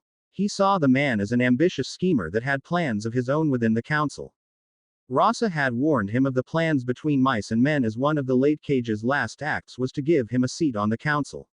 It was him that kept thwarting Taizen's plans undercover to put the man in his place and keep him there even after Ross's death. Yet, he had acquiesced to Taizen's plans just so he could sweep all of Ross's mistakes before he eventually committed the deed himself. Kiryu saw no benefit under Gaara's reign. He was going to be deposed as the head of the Black Ops division eventually, since he was found out to be the one who had created a line between the village, Orochimaru, and consequently, the Akatsuki. He was the one who had to set things up outside the village, performing what he knew best, cloak and dagger operations. He was the one who proposed to the former Kazekage to invade Konoha, and he not only paid the price in full. He also sent many of his comrades to their deaths. That was his greatest shame, and he quietly slinked back to the shadows after Suna had re-established ties with Konoha. All seemed the end for him until he remembered Ross's orders to clean up the council. It seemed the former Kazekage knew that even with his ruthlessness, people still schemed behind his back. When he appeared back into the light, the first thing he did was to plant his background towards Taizen. He knew that the man wouldn't resist the temptation of calling out to him. And just like any upstart, the former shinobi turned politician fell for it, and the rest was history. It couldn't have been any easier, and he could kill two birds in one stone with gaining Taizen's trust. Kiryu almost felt bad for the man. Almost. A shadow creeps and crosses behind him. Kiryu turned around, nerves on edge as he held a kunai in his hands. Kankuro watched from above, unmoving as his chakra strings extended well around him and into the night. The days of Shio's nightmarish training had held him firm. He didn't know why he was given these set of puppets so prematurely. Shio must have been testing him. Nobody would even dare touch the legendary puppets of Monzime and Shikamatsu, yet Shio gave the scroll willingly to him. Just trying to control them had put a strain on his injured body. Kankuro was sweating profusely. 10 puppets on his 10 fingers. Each having to move on their own. It was ridiculous that his master managed to control all these puppets so effectively. It was like climbing a high mountain with his hands tied behind his back and his feet tied together in rope. The insane amount of difficulty of performing Jiki Chikamatsu no Shu, Chikamatsu collection of 10 puppets, made itself all too real for the puppet user. 3 of his puppets were zoning out his prey, monitoring Kiryu's every move in every direction, while the rest were in pursuit, with one remaining close by if Kiryu manages to do anything. One would eventually seal the man's movements, this being the final puppet with a sealing jutsu. Kiryu turned around as he reached into a corner and immediately made a dash towards the open street where a crowd was sprawling around when they heard the news of Gaara returning. Kiryu would be clear by then, his attackers will not strike him in an open crowd. But as he reached towards the end of the empty street, an eerie figure dropped from above. Kiryu stopped just in time as he saw the figure reveal itself to be a puppet with a lion-shaped head. Kiryu knew this as one of Shio's white puppets, the 10th to be exact, the Shishikubi cannon, lion-headed cannon. Its sole purpose of Chikamatsu's puppets was to capture and restrain its targets. Wide-eyed and alarm bells ringing in his head, Kiryu opted to jump up to evade capture, but was then attacked from above. This time, by another white-robed puppet in the form of a woman with 2 buns stylized as its hairpiece. Kiryu managed to dodge in time as 2 massive swords almost cleaved him into pieces. The former Black Ops director had a cold bead of sweat as he was now enclosed in one empty street with his 2 avenues of escape blocked by 2 puppets on either side. This time, it was the 9th puppet, one of the Chikamatsu puppet's main form of offense. It had incredible dexterity for a puppet having 2 large meat cleavers as its main weapons. This was the first time he was seeing these puppets in action. The legends that were painted with these tools solidified Suna's power across the continent. It was said that these puppets were so strong that they contributed to the fall of an entire stronghold on their own. Running out of options, Kiryu was about to perform a jutsu of his own until the 10th puppet punched the air and launched a projectile at him. The 9th puppet jumped, getting out of the firing range of the 10th puppet's way as it fired a projectile from its arms. Kiryu turned but was not fast enough when the projectile had hit him, as it enlarged and turned into a lion-shaped head that opened its maw and revealed multiple rows of teeth from all of its sides as it trapped Kiryu and pinned him on the wall, with a sealing formula activating and spreading into the wall. Kiryu cried out in pain as some of the teeth had pierced his flesh and pierced the wall behind him. Gah! Kankuro then jumped down in front of the man and breathed out a sigh of relief as he dispelled the 10 puppets back into the scroll. I never thought that you would be the one to control Chikamatsu's 10 puppets, Kankuro. Kiryu said in between bouts of excruciating pain. You tried to murder my brother. Kankuro replied. It was either him or me. For what? For the sole chance that you could have cleaned up our father's messes. Clean up your own. A smile escaped from Kiryu's lips, somewhat amused that one of Ross's children found him out. Baki and Shio-sama taught you well. We needed to stamp you out, Kiryu. You disgraced Suna with your actions. An empty laugh escapes Kiryu, void of any uplifting humor as he was about to face the consequences. Maybe, Kankuro, maybe, but if you were in my shoes, you'd see it my way too. Perhaps Kankuro would have, but he shook his head, I suppose. But we live in a world where we don't have those would-haves, could-haves, and should-haves. You tried to kill my brother and you will end up paying for it. Kiryu nodded. It was nothing personal. It was just that he was doing what he thought was right. I guess that's the end of the line for me, Rasa-sama. In the end, I am nothing but a failure. With that, the lion's head that trapped Kiryu swallowed him whole as the spikes pierced every part of his flesh and crushed him with its jaws. Blood spilled on the streets of Suna that night. Kawa no Kuni, northern border. A head bursts from the ground as his blonde hair shook off the dirt from his head and sprout out of the ground, dusting himself off. You're late, Deidara. Deidara looked to his left to see the red head resting on a large rock as he began cleaning up his surroundings with his destroyed puppets. Sasori Dana, that you? Sasori nodded. Hirako was destroyed. Those Konoha shinobi are surprising. Their mettle is not one to be trifled with. Somehow, Deidara couldn't help but agree.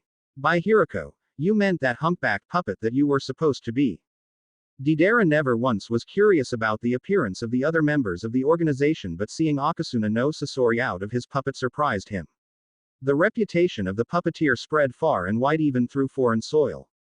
Deidara was a mere genin when he heard of the man's infamy. But to see him looking so young was most baffling for him. By his age, Sasori would have looked like an old man, enough to be considered geriatric to say the least. But noticing some part of the red tuft that was his hair, Deidara noticed that it seemed much too synthetic. Did Sasori have any sort of body modifications? He couldn't really tell. The puppeteer was already wearing the Akatsuki cloak before he could truly peer into the now eternally young Sasori. Yes, that Hirako. It is of no grave problem. I just have to create a better one. I have the blueprints with me and will be able to spring out a new model within 2 months. The leader isn't going to like that we failed. Deidara uttered and Sasori chuckled darkly. No, but he most certainly wouldn't dispose of us easily. He can't have his international agents be disposed of. He's had enough recruiting high-value criminals into his league due to Kakuzu killing off his partners. Hidan is Kakuzu's perfect partner. Pain does not like putting more shinobi into his ranks. He'd risk compromising our work for the world to see. Deidara contemplated at this. That is true, but I certainly don't mind killing Itachi if he gives the order, yeah. Sasori raised an eyebrow at this. You always held a grudge against that man ever since you joined. What gives? Deidara scowled as the lingering feeling of Itachi's presence showed itself. He just pisses me off. Am I supposed to believe that you operate on simpler terms? Deidara, I know we are of different mindsets when concerning the nature of art. But you would not be in this organization if you were a simpleton. Deidara smirked at this. Ever tried asking Kakuzu about his opinions on his partner? Sasori paused at Deidara's at this and couldn't help but agree. Point. Let's just go to the next hideout and we'll discuss our next course of action from there. Tacky it is then. I'm surprised you two got away like that. The two artists turned around and saw a man with a spiral mask with his hands behind his head, a carefree look as he wore the same cloak with red clouds littering around it. Though I guess that's to be expected. A shame you didn't get whacked, Deidara-senpai. A tick forms behind Deidara's head as he went over to the masked man and started choking him. I dare you to say that again, Toby. I swear I'll choke you and shove a bomb where the sun doesn't shine. I'll murder ya. I'm sorry Deidara-senpai. I promise I'm not going to scheme and say my thoughts out loud ever again. As if you could kill me, you little ankle biter. Sasori only watched in silence as Deidara had put the apprentice in a chokehold. Toby was hopefully the last member of Akatsuki. He didn't know why the leader kept expanding his circle like this. Perhaps the fool was just acting like it and Pain wanted to closely monitor every member outside the comfort of his own country. But who knows? When things had calmed down, Deidara kept staring dangerously at Toby while Masked Man hummed to his own tune as they reached the border between Kawa no Kuni and Taki no Kuni. With that, the three Akatsuki members vanished with the wind. Daybreak had come to Suna and with it, came the cage. Gaara had arrived and welcomed by its citizens as they cheered for the cage's return. Gaara gave a curt nod and waved to his people as his entourage followed closely behind, a group of Konoha shinobi with Naruto standing directly behind the cage himself. Gaara-sama. One of the citizens cheered as children came up front to greet him. With one more child thanking him for protecting Suna from a bomb that was meant for them. Gaara gave a small smile and ruffled the child's hair as he knelt. He was soon met with shinobi from the village as they all jumped down near Gaara and knelt down to him with Temari, Kankuro, Sakura, Neji, Tenten, Lee and Shikamaru standing just as he stood up. Welcome back, Gaara. Temari said this as she hugged her brother while Kankuro walked over to them and hugged both his siblings.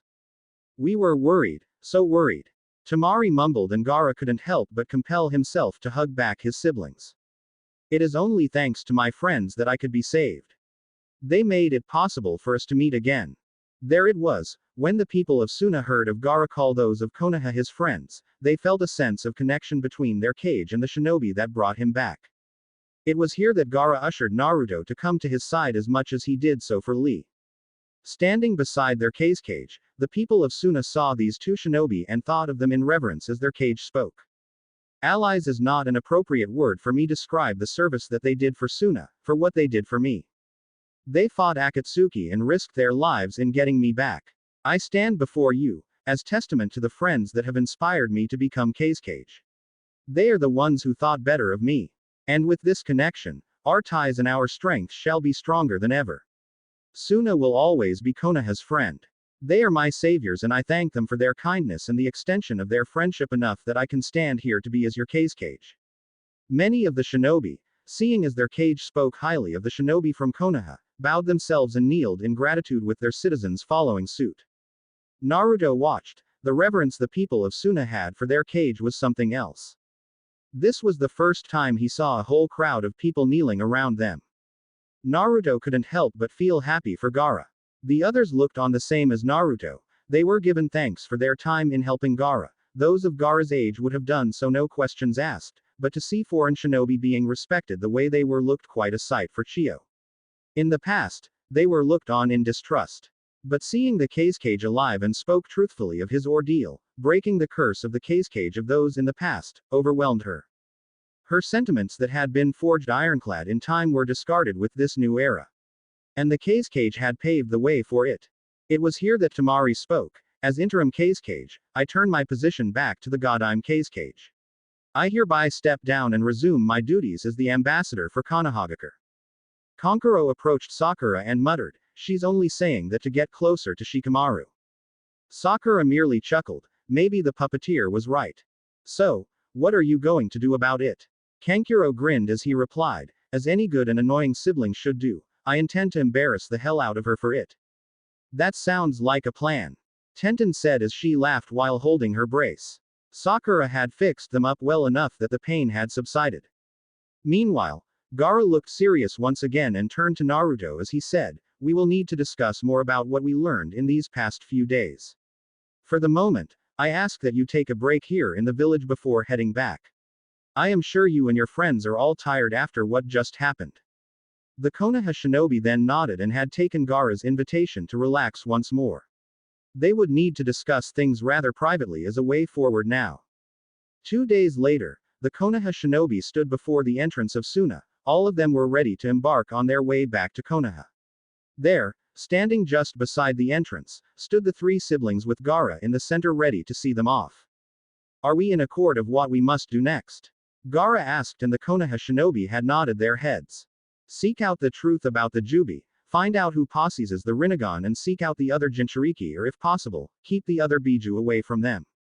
Naruto recalled their objectives and current plans. Tsunade had already received word of the outcome of the mission and their objectives. For now, they would have to go back to Konoha to properly iron out their plans. Gaara nodded and then turned to Temari. Are you sure about staying here for now, Temari?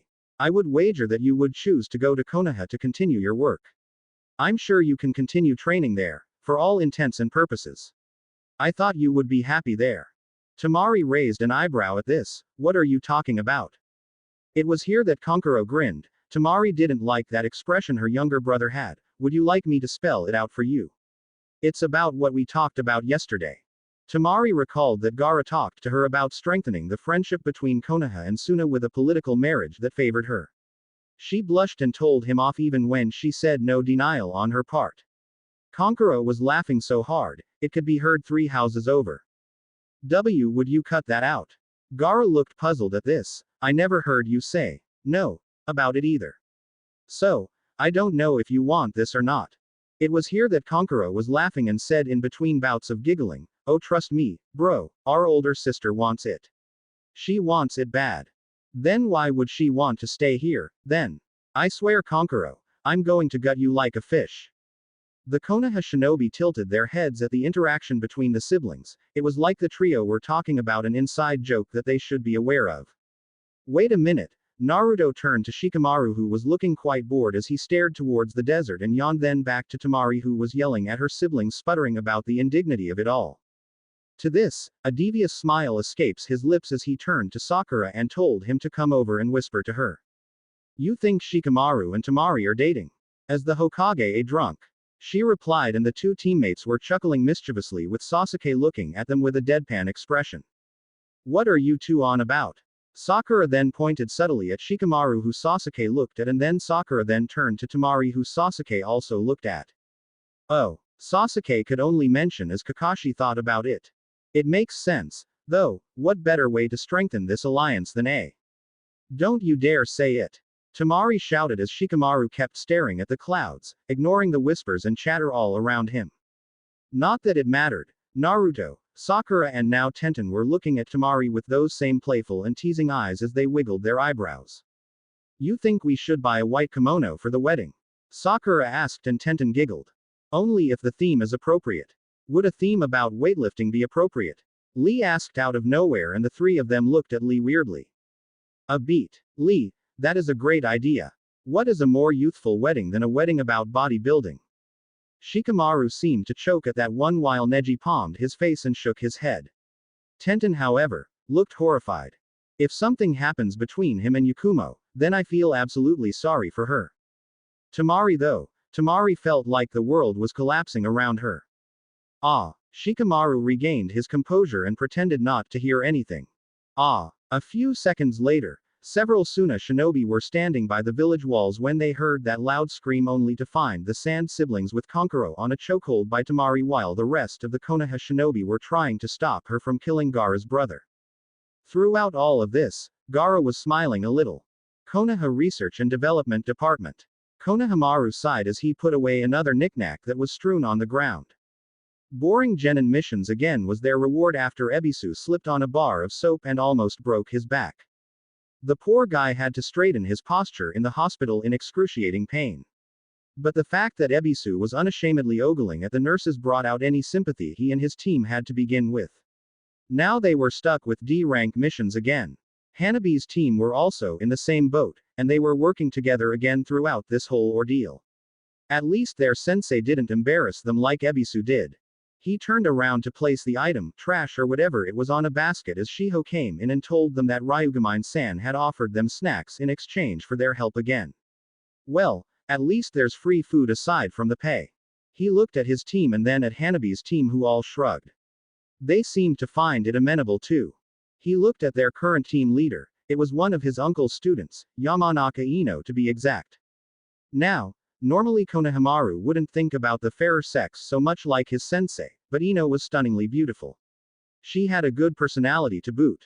He couldn't help to at least have a crush on the blonde Kunoichi the first time he saw their team with Asuma. At least he hid his emotions better than their sensei. Finished already? Sage Almighty. Even her voice was alluring. Konohamaru looked towards his team, and he could see Udon's spine tingling a little while Moegi was holding a pout at the bespectacled genin. Udon, you hang around Ebisu-sensei too much. Konohamaru said while Udon looked horrified, and Moegi's pout grew even more. Honestly, Ino found it cute. I most certainly do not. He said in protest. It was here that Hanabi had come out to them with a deadpan look on her face. Stop teasing your teammate, Konohamaru, and stop downplaying your sensei. You should respect him a little more. Konohamaru returned that deadpan look with his own. You're only saying that because you haven't been around sensei long enough to see his quirks. Trust me, he's a little creepy when he's around women. Hanabi raised an eyebrow. And you know this, how? 3 words, Konohamaru started while Udon and Moegi answered together. Harem no jutsu. Hanabi tilted her head at that. What could that jutsu be that could tarnish the reputation of a certain Chunin? Konohamaru could tell that Hanabi wasn't getting it. Maybe next time he should perform a prank on Ebisu just so Hanabi could see what they were talking about. Alright, kiddies, let's all finish this up and get those snacks. Another voice interrupted them and they saw Kiba grinning at them with Akamaru barking by his side. He was the one assigned to Hanabi's team as a temporary leader. Ino and Kiba weren't Chunin for now, but most of the Chunin were outside the village and many of the more notable ones were on that rescue mission. Kiba was a little jealous at this, but he let it slide. Tamaki was visiting again, and a little exclusion to what could have been an exciting mission wasn't going to let him down. Well, you're feeling chipper. I don't think AD rank would boost your morale this much. Must be something you're planning if you want the genin to finish this early. Kiba grinned. Of course. Tamaki's going to visit. I'd wager that's worth the misery of doing AD rank any day. Ino perked up at this. Who's Tamaki? Kiba replied offhandedly. Sasuke's distant cousin. She's a cat ninjutsu user that stays with her grandmother to one of the hideouts Sasuke's clan had. I met her about a year ago and every time she's here, we usually hang out. A pang of jealousy escapes Ino and she sighed. Great, the loser team is having relationships while I'm still single. You don't have to shove it into my face, you know. Kiba looked a little hurt at that. You know, if you weren't my friend, I'd call you a bitch. But you've been chasing around Sasuke all this time and he has the sexual libido of a pole. You could at least try to broaden your horizons, Ino. Ino scoffed. This coming from the guy who tried to hit on everybody but his teammate. Kiba had once thought about it, but then he realized it would be a big mistake when he saw Hiashi as a kid. Hey, I'll have you know that Hinata is like a sister to me. Plus, it would feel wrong if I hit on her. Only someone like Naruto can do that with his type of brass balls when going up against her father. Ino laughed at Kiba's remark about Hiashi being a scary old man with a tinge of madness when concerning his daughters, which is why he's going up the stocks for prime husband material than you are, dog boy. Fuck that. You ever see Hiashi stare at you? It always looks like he's setting your soul on fire. No fucking way am I going to do that. Even then, I stopped myself because I always thought it was wrong, you know. It's like trying to hit on your little sister. And having a sibling all my life, I can tell you that's pretty gross, Ino. Ino, meanwhile, couldn't help but agree. I suppose you're right about that. But still, I just wish that I could have Sasuke-kun's attention the way he has on Sakura. Kiba raised an eyebrow at Ino's wishful thinking. You're still on about that. Just move on, Ino. Sakura won between you two. And I'm not sure that you were in it just for Sasuke. Ino looked annoyed at this, or more precisely, she felt insulted. If you are implying that I have a thing for Sakura. Hey, I don't judge, Ino. Ino was seething. Oh, you are so going to get it, dog boy.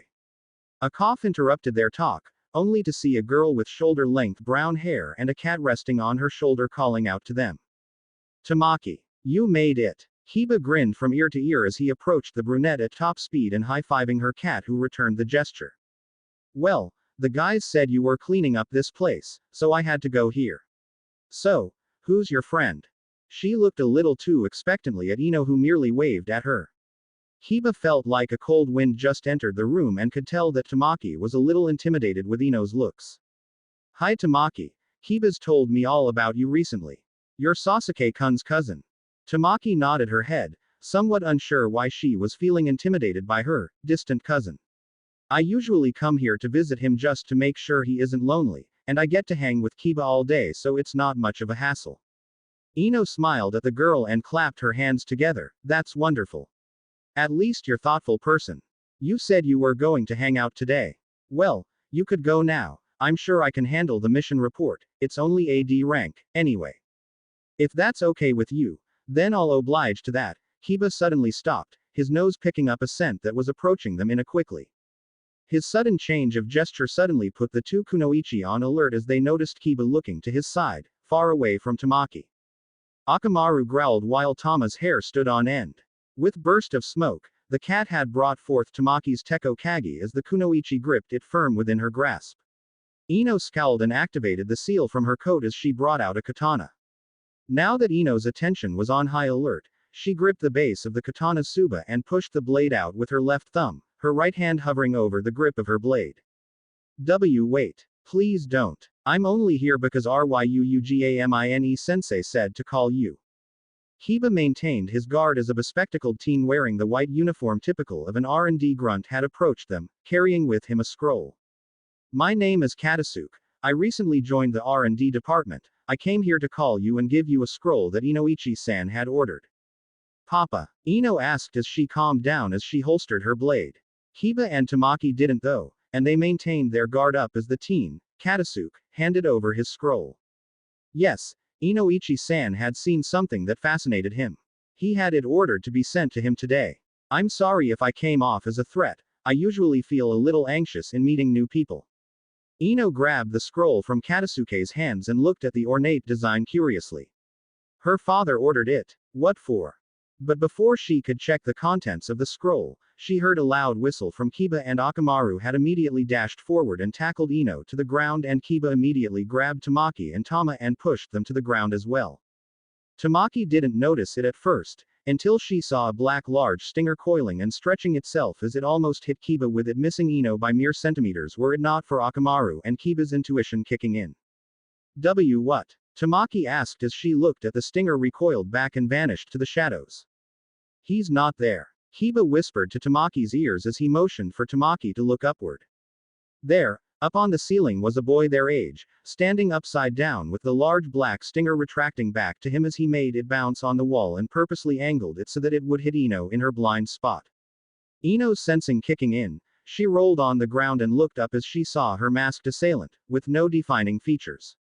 The assassin was wearing a black tank top, tucked in by a pair of black pants that made it look like he was wearing a bodysuit, with the top padded at the chest and shoulders with thick but light armor with a pair of white arm guards over a pair of black gloves and an eagle tattooed on his left shoulder. Katasuke had stumbled back. He was almost hit by that stinger. He was shivering in fear as he moved back. He was almost impaled by an attack that was meant for Ino. The man above then let the flow of chakra stop from his feet and flipped in midair before landing on the floor. His eyes from behind his mask glowed an ominous red as the light escaped from the mask.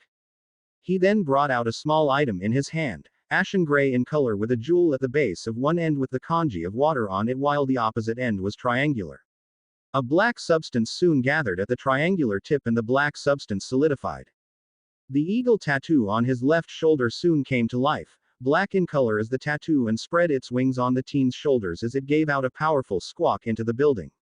Chapter 39. The Enemy Within. I exist solely for the mission. Sai thought about this for a long time. To him, fulfilling them was what molded him. It sculpted him to be who he was today. But the concept of the self has always escaped him. He did not have any desires, any wants, any sense of fulfillment. To him, nothing matters but the mission. Root doctrine has taught him to throw the self and to always accept death as if it was nothing more than a mere consequence. Failure was not an option, for failure of one is the failure of all. The collective's needs and interest must come first before him. Lord Danzo taught him this. He could not recall a time where the man's logic did not ring true. He dared not question his leader's motives, nor his purpose for his actions. All he had was what Danzo would give him, his mind swallowed by the shadow of this man's words and his upbringing. Emotions stir the mind, cloud and disrupt it. There is no benefit to let these things remain, only irrationality. And irrationality led to failure. Failure meant death. Death was the end. Nothing can change on one's death. You were buried, nothing more. You could do nothing, feel nothing, see or hear nothing. That is why he did not fear death. There was nothing to fear. It is only meant to take those who could not go further. But just even a glimpse of what he had faced during his time as a substitute member of Team 7, even with all of Lord Danzo's doctrine on shinobi conduct. He still could not understand why almost all of them could fight beyond of what they can do. act with their emotions intact. And they somehow defeat him with mere words. He wanted to know, so badly. His first encounter with them was with the Jinchuriki. He was humiliated. Not even a jutsu to be made, and the vessel proceeded to beat him down with just taijutsu. And the vessel of the Kyuubi merely looked down on him with pity. To him, death was more than just a mere event. He didn't want to put down a docile creature that had no sense of self. This air of superiority that he had when Sai was beaten by this boy rattled him like no other. It did open his eyes for a brief second until he realized that even with his death, he could not do something about a monster that looked down on him and stated that he was not worth killing. Does it mean that death meant something? That was his first thought. But he scrubbed it out at first. But he did not die. Does that mean that he did not fail? But that wasn't clearly the case. He had been let go to live another day, but he still failed. Danzo did not show disappointment in him but more so on the vessel that remained defiant against the leader of Root. Soon after, he was reassigned to something else, something that was much easier to do. Clearly, Lord Danzo had seen his stock and surely made it known to himself that he was not the operative that could very well fulfill the mission that he had in mind. So, he did fail, but he was not dead. That meant that Lord Danzo still sees value. Or at least, still see the usefulness of an able-bodied shinobi. Tirelessly working as an operative with his set of abilities, Danzo had called for him once more, this time, not to act directly but merely observe the threat of the last Uchiha against him. Danzo still considered his stock low. He was merely tasked to observe by the side and gather information. No assassinations, no sabotage, no subterfuge, nothing.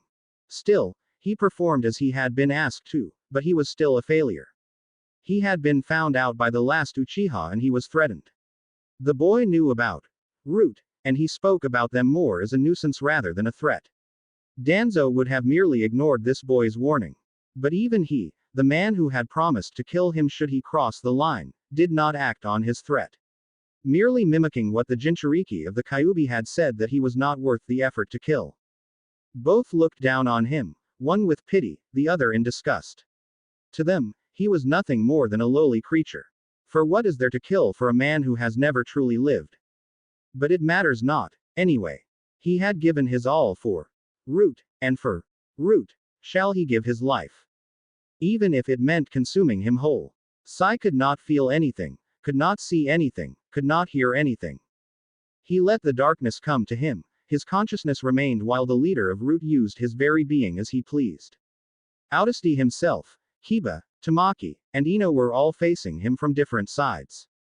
The black eagle from his right shoulder spreads its wings outward, coming out of the tattoo as it came to life.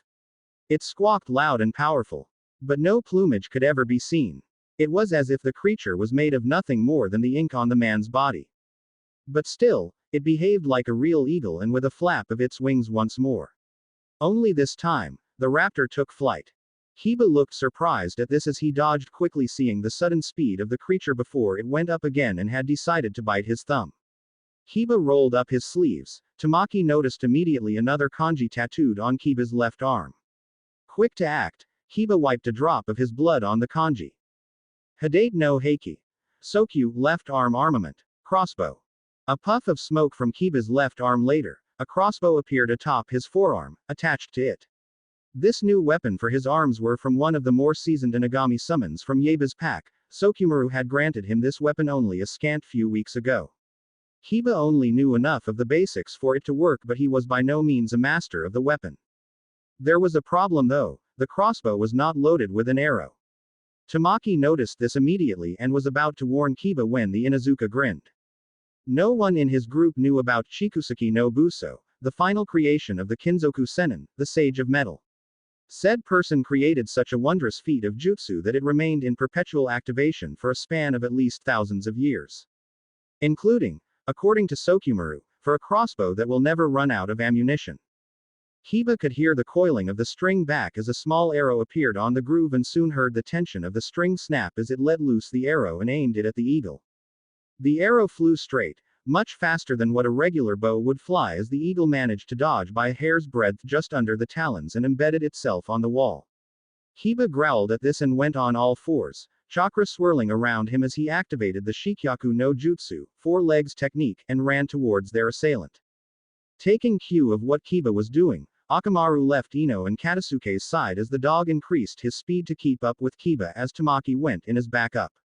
Ino brandished her sword, throwing away the Tsuba as she went into a thrusting stance. Her senses flared, trying to scope out the chakra of their enemy. It felt like it was burning, or rather, spreading out all over his body. A familiar feeling escapes her, it was likely activating the 8 inner gates. Her eyes widened at this, she shouted to Kiba, "Kiba! Don't fight him head on. He's already activated the first 3 gates." He would not heed her words as immediately, the assassin had reacted in kind, much faster than Ino could warn her friend, and he was met with a vicious punch that staggered him to the side, with Akamaru jumping up to take the man down by the neck only for the masked assailant to duck, letting Akamaru pass over the assassin with his black blade drawn. The assassin stepped forward, aiming to thrust the black sword in his hands towards Kiba, but Tamaki was just in time to parry the blow meant for him with her Tekko Kage, opening the assassin up as Kiba retaliated with a slash at the man's throat. The assassin leaned back slightly, trying to dodge the blow, but was a few centimeters short, with Kiba letting 3 scratch marks through the neck as blood spilled out. But that did not seem to deter the assassin, as in fact, instead of backing off from such a cut, the figure merely recoiled back and spun around to kick Kiba on the sternum, as that sent Kiba flying, forcing Tamaki to dodge by ducking out, with Tama doing the prudent thing to stop the man's advance by unsealing a set of Makebishi spikes on the ground before she jumped back just as Akamaru was about to intercept their attacker. Akamaru, deciding that this person was more of a threat than he seemed, landed on the ground, turned around, and instead of incapacitating, went for the kill. Akamaru's first job now was to disarm the opponent. Akamaru wouldn't have to worry about the man, as he was soon attacked by the Black Eagle circling around from above with its sharp talons. Akamaru managed to evade in time and made a strategic leap back, now standing beside Kiba, who had just gotten up, and Tamaki, who was still in her guard. Kiba flinched. This man may not kick as hard as Lee, but the added strength of the outpouring of the 3 of the 8 gates certainly brought forth more power than that kick should. The assassin began to twitch, and a low growling sound escaped from him as brandished his sword again, stomping on the floor with his left foot. The Makebishi spikes that halted his progress earlier scattered around, leaving his quickest path open to Kiba and Tamaki. The man then grabbed a scroll from his pouch and tossed it above the Black Eagle, unwrapping the scroll as he did so as multiple seals lined up written on the paper. It was here that Ino chose to strike. Megan. Yasha no Suiyaku, demonic illusion. Breakdown of the Yaksha. The assassin stopped. The world seemed to waver around him, as an image of a blue 4-armed warrior flooded his eyes. The warrior stood several feet above him, with spirit burning like flames in his image as it bore down on him. The warrior all pointed its weapons at him as he leaned down and about to strike him. This warrior carried a bow in one hand, a sword in another, a spear in one, and a shield in another. This was an invasion of the senses, the nerves reacting to the vision and the auditory hallucinations that the jutsu was projecting. The air around him suddenly felt like a burning field, too hot to move around, like a mere movement would scathe his skin in boiling water. The assassin knew he was in a genjutsu by the time warrior had invaded his senses, and with a smash of the shield, he felt like he was slammed into a large object as the illusion debilitated him. His left arm hung limp to the side, he could not make it move. The spear and the sword were about to finish him off when he heard the Black Eagle gave a loud squawk from up above and let unsealed the contents of the seals from them. The shout of his familiar got him out of the illusion in time as Ino was about to skewer the side of his head. Only by leaning back by several centimeters was he able to dodge just in time, nicking his mask, shattering a part of it. Time stood still in between them. Ino watched as part of the mask shatters, revealing a part of the man's face. A man that Ino could recognize. No. But before she could utter the attacker's name, a hail of kunai had spread out from the scroll, all wrapped with explosive notes. Kiba watched with wide eyes as the rain of iron fell to the floor, and a split second later, everything exploded with Ino being at the center of it all. Boom. The research and development department then collapsed. In another part of Konoha, Shino and Fu were at the forest training once more. This time, Fu and Shino were with Kurenai as she lectured Fu on misdirection tactics, a style that fit well with genjutsu users. Their lecture was soon interrupted when a loud explosion rocked the entire village. Alarmed, The trio decided to jump to the trees to get a better vantage point, and Fu managed to take a step further by leaping higher and manifested her bug-like wings on her back. What on earth was that? Kurenai shouted, and Fu, with her beyond human sight, pinpointed the source of the smoke. Isn't that the place where Kiba and Akamaru went to? Kurenai paled at the thought. Hinata's sister was with them too, along with Konohamaru's team. Fu, go ahead and see if there are any injured that needs immediate attention. We'll follow you shortly. This was the first time Shino had shouted in command as Fu obeyed and zipped towards ground zero. Moments earlier, Ryugamine had sent out Katasuke to give Inoichi's daughter the equipment he had been fascinated with a side project earlier, but he hasn't yet returned. It was strange. He had a gut feeling that something was wrong as Shiho tended to the genin while the sealing team had been helping her out, often acting strangely chummy to her. Ryugamine ignored that train of thought and went back going towards the door when he heard shouting. The R&D head, now alarmed, was about to run at the door when a concussive blast broke the walls of the building as he was suddenly pushed back, and multiple pieces of shrapnel entered his stomach, chest, and neck with the rest of those inside the room either were blown back from the explosion or were suddenly buried by the rubble. Hanabi's teammates were among those unfortunate enough to be buried into the rubble, with one whose legs were crushed by falling concrete. Konohamaru, being the one who felt something was off immediately and seeing Ryugamine being ripped apart by the shrapnel, quickly bit his thumb and performed a summoning jutsu as the giant monkey behind him transformed into the Kongoro, adamantine prison, and found himself, the Fuinjutsu team, Moegi and Udon inside his prison as Hanabi had managed to protect herself from the rubble with the Hakusho Kaden 8 trigrams heavenly spin. Shiho, fortunately, was blown back and a sturdy table fell on top of her as she was protected by the falling debris above them. They were all surprised when 5 sets of large staffs assembled around and above them to protect them from the falling debris of the building. When the chaos died down, Moegi was the first to see around the damage dealt all around them, with her seeing Ryugamine sensei on the floor, bleeding all over the place. Ryugamine sensei, she shouted. The Fuinjutsu team started to frenzy to get out of the prison Konohamaru had conjured, but Konohamaru shouted to everyone. Calm down, everybody. If I dispel the jutsu now, the rest of the ceiling will collapse on us. Hanabi, can you check on over the injured? Moegi, Udon, get rid of the debris as fast as you can, and I'll figure out a way to get us out of here. Hanabi had ceded command over to the Sandame's grandson and nodded. She approached the first of the obvious of the injured. She checked over to Ryugamine and her eyes widened. Ryugamine-san has no pulse. Ryugamine was dead. Konohamaru cursed while the Fuinjutsu team were filled with sorrow. No, Ryugamine-san. Shiho managed to get up. Her hair now more disheveled than ever, she looked at Ryugamine lying down on the floor unmoving with several pieces of metal piercing him by his back and lying in a pool of blood. She was suddenly shaking as her eyes widened, bile threatening to come out of her stomach as she started sobbing uncontrollably. Udon. Moegi. Get cracking. We need to get out as soon as possible. Hanabi, is your team okay? Hanabi activated her Byakugan, finding her team stuck in the rubble with one barely alive. Hajir is unconscious with a blow to the head, Kanzaki has a broken leg. Suddenly, a large slab of debris was lifted above with the Godime standing at the very edge, seemingly carrying a large piece of concrete with one hand while Fu was scattering about clearing all the easier debris to help digging out her friends. All Earth Jutsu users, clear the debris immediately. Shizune, tend to the injured. Enko, Ibiki, find out who did this. She looked down, seeing the faces of the shell-shocked genin, the Fuinjutsu team and Shiho. Her eyes drifted over to the downed form of her R&D head and saw the fatal wounds that had taken his life. Tsunade gritted her teeth. Another life wasted. An hour later, they had managed to extract the remaining people inside the downed building. They found Kiba, too injured to move, had shielded Tama and Tamaki from the blast. A slab of wood and concrete fell on them and Kiba seemed to have suffered a fracture to his ribs. They found Ino, surprisingly alive as she was covered in puncture wounds and several third-degree burns. Inoichi grew hysteric at the sight of his daughter as the medics carried her over to the stretcher. Katasuke, the teen who recently joined the department, with his luck persevering, as he was sent flying outside the building and into the streets, unconscious but very much alive. Throughout it all, Tsunade's fists were shaking in fury. 2 days later. Team 7 and Team Guy were back in Konoha, and those at the gate were notified that they were in a state of emergency. Hinata had greeted them at the gates and rushed towards Naruto in a hug as she told him about what happened earlier, stressed out that her sister was almost buried alive and her peers were hospitalized due to the attack that occurred.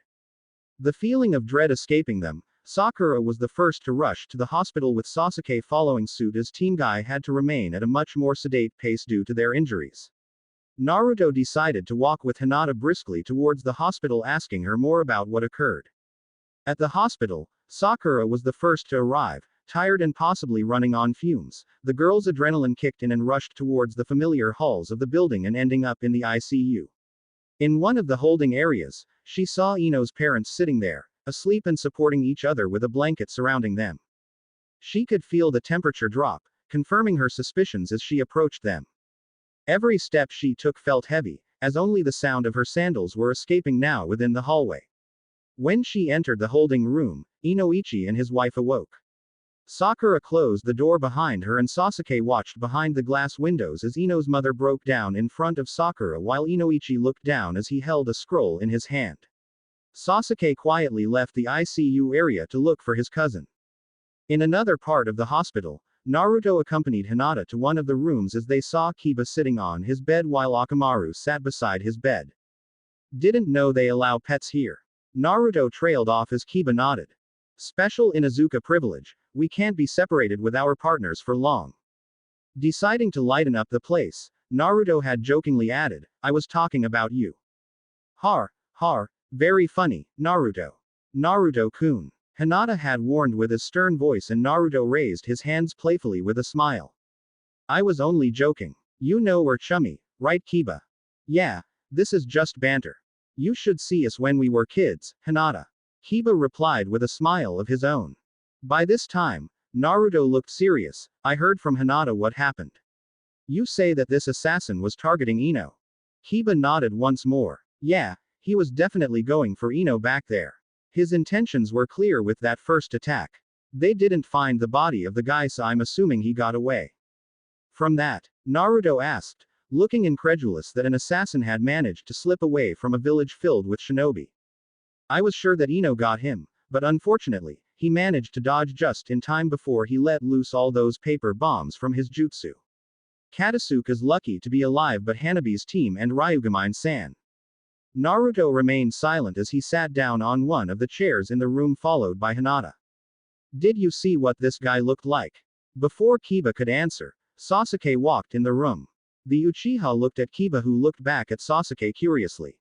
I managed to talk to my cousin. I hear you shielded her from the rubble. I guess I have you to thank for that. It was nothing. She got involved and wanted to help. I'm sorry she went here in the first place. Sasuke shook his head. No, you have nothing to apologize for. She decided to be involved on her own free will. She's been meaning to join Konoha for a while and asked permission from Neko-ba. I have you to thank for that as well. Kiba tilted his head at this. She never told me that. Sasuke crossed his arms, because she was going to surprise you before all of this happened. Kiba flinched. He had been found out. Guess I can't hide it anymore, can I? Sasuke merely approached Kiba and bonked him on the head. You never should have in the first place. Kiba rubbed his head. Hey. Injured person here, you dick. What was that for? For thinking that I would be mad about my cousin dating you, dog boy. Don't take me lightly. I know that you can be a pervert but not a coward. What makes you think I would be mad about her decisions? She's a distant cousin. I don't have any authority to be angry at you. What makes you think I care? For good measure, Sasuke hit Kiba on the head again. Ow. That's for hiding this behind my back, Kiba. Alright, that's enough. We have other important matters to discuss here. Hinata was surprisingly the one to end the conversation that was losing track. Naruto nodded. Back to the matter at hand, Kiba. Did you see what he looked like? Kiba crossed his arms, trying to remember what happened.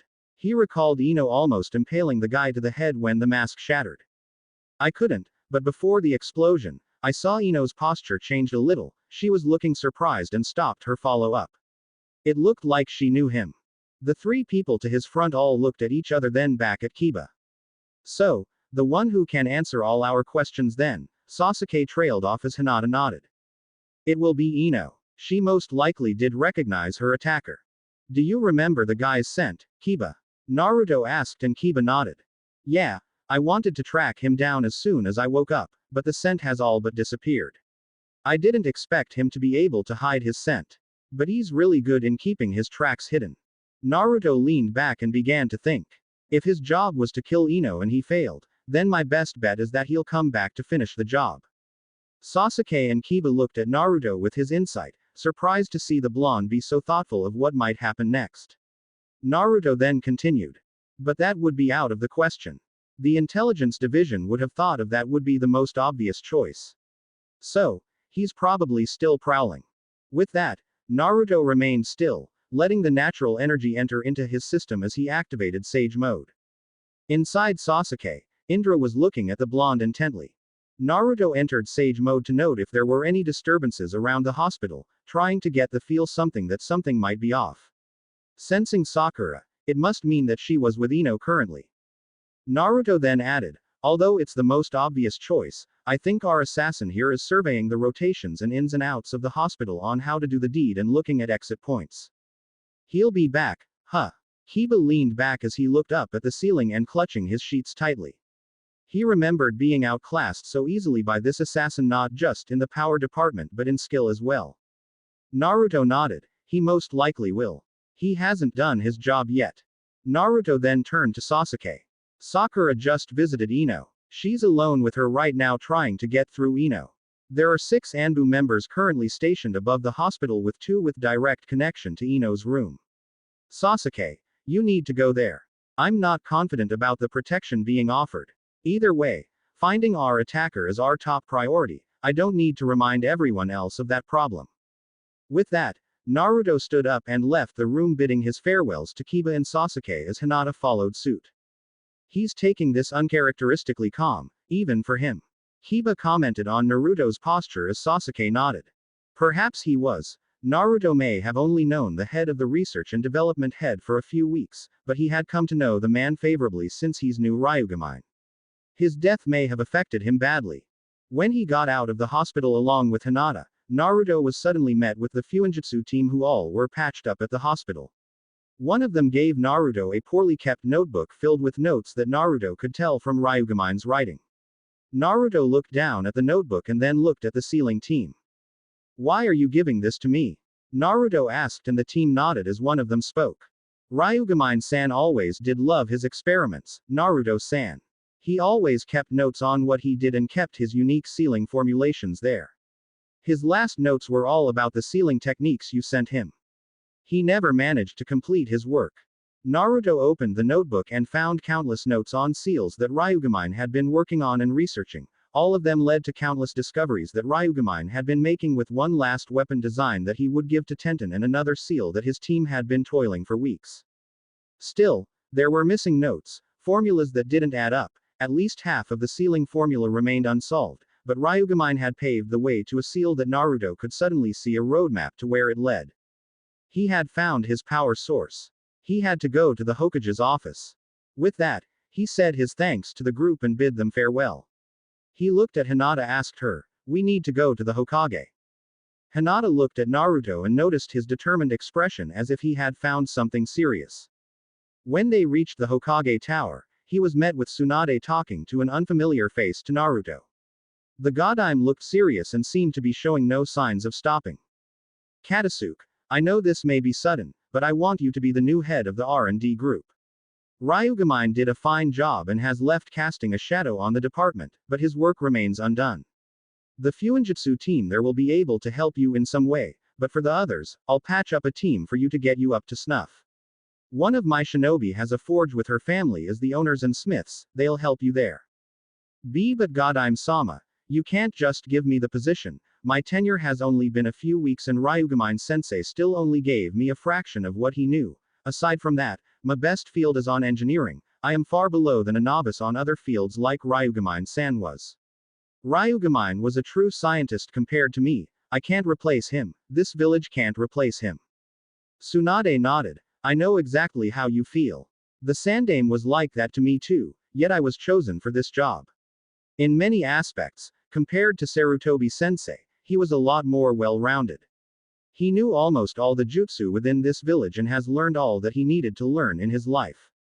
But I'm sure he felt that way too when he was given this job. We have a lot of big shoes to fill. But we must accept that if no one can do the job better, then no one will be sitting here. It was here that Naruto made his presence known, followed by Hinata. She's right, you know. Naruto remarked, now standing beside Katasuke. The blonde then continued. Somehow, we need to be able to step up. Because those left behind can't afford to stay inferior. One day, we will have to fill up the space left behind by our seniors, no matter how difficult it can become. Because sometimes, we don't have a choice but to take that step. I'm sorry, you are. Katasuke trailed off and Tsunade nodded. Katasuke, meet one of the heads in the Research and Development Department, specifically, the head of the Fuinjutsu branch. He's about as young as you, but he was given that role since he's currently the most available Fuinjutsu user we have right now, Uzumaki Naruto. You'll be working with him on seals after they get you up to snuff. He doesn't have a lot of experience in leading a team this specialized, but he's worked pretty well with the team so far. Katasuke suddenly felt at ease, knowing a teenager like him managed to grab a high position in Konoha's organization. Oh, Naruto-san, Ryugamine-san told me a lot about you. You were apparently given the position a few weeks ago as well. He told me that the Fuinjutsu team has been gaining a lot of traction. But the members are still short-staffed even now. Naruto gave the young scientist a smile and shook Katasuke's hand as he handed out his own. Let's talk about that later. Right now, I have a report to make. Tsunade raised an eyebrow. If you're talking about your rescue mission, Kakashi and Guy filled me in. Shikamaru just submitted his report. Right now, you need to rest.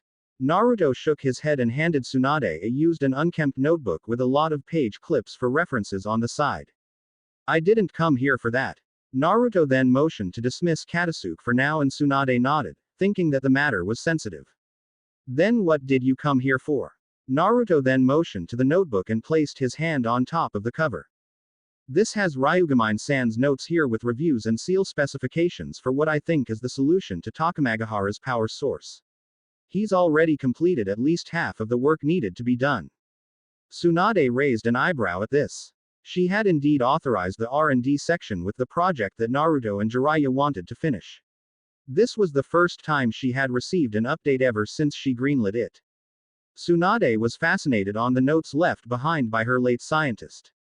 His notes were detailed and precise right down to every matrix construct that came with the seal design and proposal. A knock soon came from the door and Tsunade was met with Ibiki, who had a scroll in his hands. Ibiki, I assume that you found out who destroyed the department building, injured my ninja and killed my staff. Ibiki shook his head. One of my agents had stumbled upon something you might be interested in, Hokage-sama. Tsunade raised her eyebrow at this. She unfurled the scroll and her eyes widened. She immediately closed the scroll up and placed it under her desk. Is all the information in this scroll true? Tsunade asked and Ibiki nodded. It's from the same archives that they usually snoop in. Apparently, Danzo isn't as thorough as he would have hoped. We managed to clean up the redactions that he had placed in there. But the account has been authenticated and verified as Uchiha Itachi's handwriting. Tsunade scowled and Naruto was surprised by the name being dropped by the intelligence agent that Ibiki had spoken of. What's this about Sasuke's brother? Ibiki was about to speak but Tsunade raised her arm and told the older man to let her speak first. We speak of this tomorrow afternoon, Naruto. Prepare the jutsu to get us to Takamagahara. Bring Team 7 with you, it concerns Sasuke. Does this involve the massacre? Tsunade nodded. Yes, and more. With that, Tsunade hurriedly dismissed the blonde to inform Kakashi as Ibiki looked apprehensive of Tsunade's decision. Is it wise to let Uzumaki learn of this? Better yet, is it wise for Uchiha Sasuke to learn of this? Tsunade nodded. Secrecy is a necessity in this profession, but we need all the help we can get. If Sasuke reacts badly, then at least he'll have Naruto, Kakashi and Sakura to contend with and calm him down. Bring Falcon here as well, I want to brief him of what we have to do tomorrow. Ibiki kneeled and affirmed of what the Hokage ordered before vanishing in a swirl of leaves. Konoha Hospital. Sakura monitored Ino's vitals set on her screen. She had been brought out of the cubicle by Sasuke earlier to remind her to take care of herself and shoved her into one of the staff quarters in the hospital to take a bath and sleep for a moment. She had agreed to the former but refused the latter. When she had heard what happened to Ino, a well of emotions stirred within her, particularly terror. She was terrified. She had patched things up with her 3 years ago and had been slowly building their friendship back again to what it once was, only for this to happen. Sasuke had told him about Ino's encounter in much better detail than what Ino's parents told her. But to hear about it in excruciating detail only hurt her more. The members of the Yamanaka clan had tried earlier to probe her mind to at least get an answer about the identity of the attacker, but it had somehow remained shut. Inoichi had said that Ino had developed a resistance against mind-probing techniques being part of the T&I team and was personally trained by her father to resist all forms of mind projection and probing to the point of doing so unconsciously. It was ironic, really. If Ino did not survive, she would be taking that secret to her grave. No, Sakura shook her thoughts. She would not allow herself to think about such things. Ino was a fighter. She would survive this. She had to. Sakura-san, you should take your rest. Your mission has tired you out and you've been dozing off trying to monitor Ino-san's condition. These things don't happen immediately. One of the nurses shook her by the shoulder but she slapped herself on her cheeks to stay awake.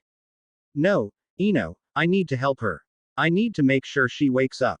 The nurse, seeing as she couldn't force Tsunade's apprentice to budge, only gave her a blanket and a mug of coffee on the desk to keep her awake. She was clearly distraught. Sakura needed help. Sakura had tried to reach out to her earlier, but she got no response. A bitter chuckle escapes her. Of course, there wouldn't be a response in her current level of consciousness. She was comatose. Her bodily functions were operating at a minimum that kept her alive. She had been hooked to multiple drips, some of what she could tell, was only given to post-arrest patients. That meant Ino almost didn't make it. Norepinephrine, epinephrine, dopamine, dobutamine, hydroxyethyl solutions, they were all given to her, yet the machine could only tell her that this was her current state of equilibrium. She held her hair and crumpled it in frustration and grit her teeth as she closed her eyes. Her mind was telling her that she is close to death, but her heart told her to keep reaching out. She quietly sobs, hoping against all odds that she would make it. Sakura. Sakura turned around and saw Sasuke standing there, now wearing civilian clothes, who also freshened up. He sat down beside her and quietly let Sakura let out her frustrations. It's happening again. Sakura started and Sasuke remained motionless as he let her speak. I'm powerless to do anything.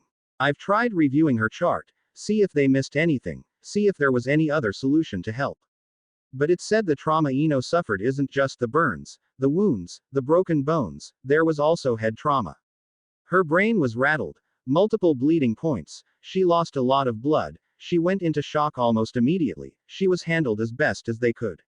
Tsunade-sama saw to it personally, I just made sure to keep her heart beating. She cried once more. But why isn't she waking up? Sakura asked to no one. She wiped her tears as Sasuke placed a hand on her head. Just as when we've been getting close again. It was here that Sasuke finally spoke. I never knew the feeling of seeing people close to me surviving only to see them slowly fade away. Naruto. Sakura had cut off Sasuke but he beat her to the punch. As far as I knew back then he died almost immediately. Sasuke did not like dwelling in the past, especially now that he had a better perspective on things. Sakura had helped him see through most of it. His team did, as a matter of fact. But I know what it feels like to lose them. To see their faces every night, dying in front of me. The nightmare never goes away. Sasuke closed his eyes, remembering the feeling of that emptiness within him, those days of solitude and suffering. The pain remained, but in time, he healed. His hatred never went away, but he was different now. He never held on to his hatred again like he used to. But his purpose remains, to seek out justice for the things he had suffered. But I know that for those that are still alive, we still have to hold on. Grasp everything that we can and hope for something, like a prayer. Sakura leaned into Sasuke, she let her tears fall once more as Sasuke continued. Even if there is a tiny chance to survive, even with all of those facts, then you have to keep fighting.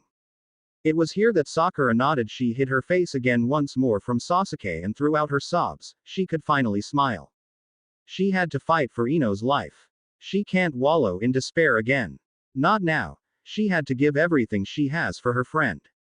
For once, Sakura finally found her comfort. She was not giving up again. She wouldn't, or rather, she couldn't. Not anymore. Outside Konoha, undisclosed location. He once more failed. Even as a sacrifice, he couldn't finish the mission. At the very last moment that he had unleashed his plan, Sai had every intention of killing Yamanaka Ino.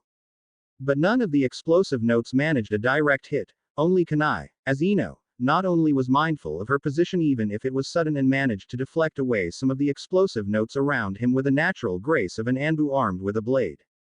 And even with the building collapsing around them, Ino had managed to survive, just barely, by falling to the side in between large parts of the debris to shield her from the falling concrete, wood and metal as she hit her head on the side of the large debris. He had looked at her. Her eyes remained fixed on him even as she lost consciousness.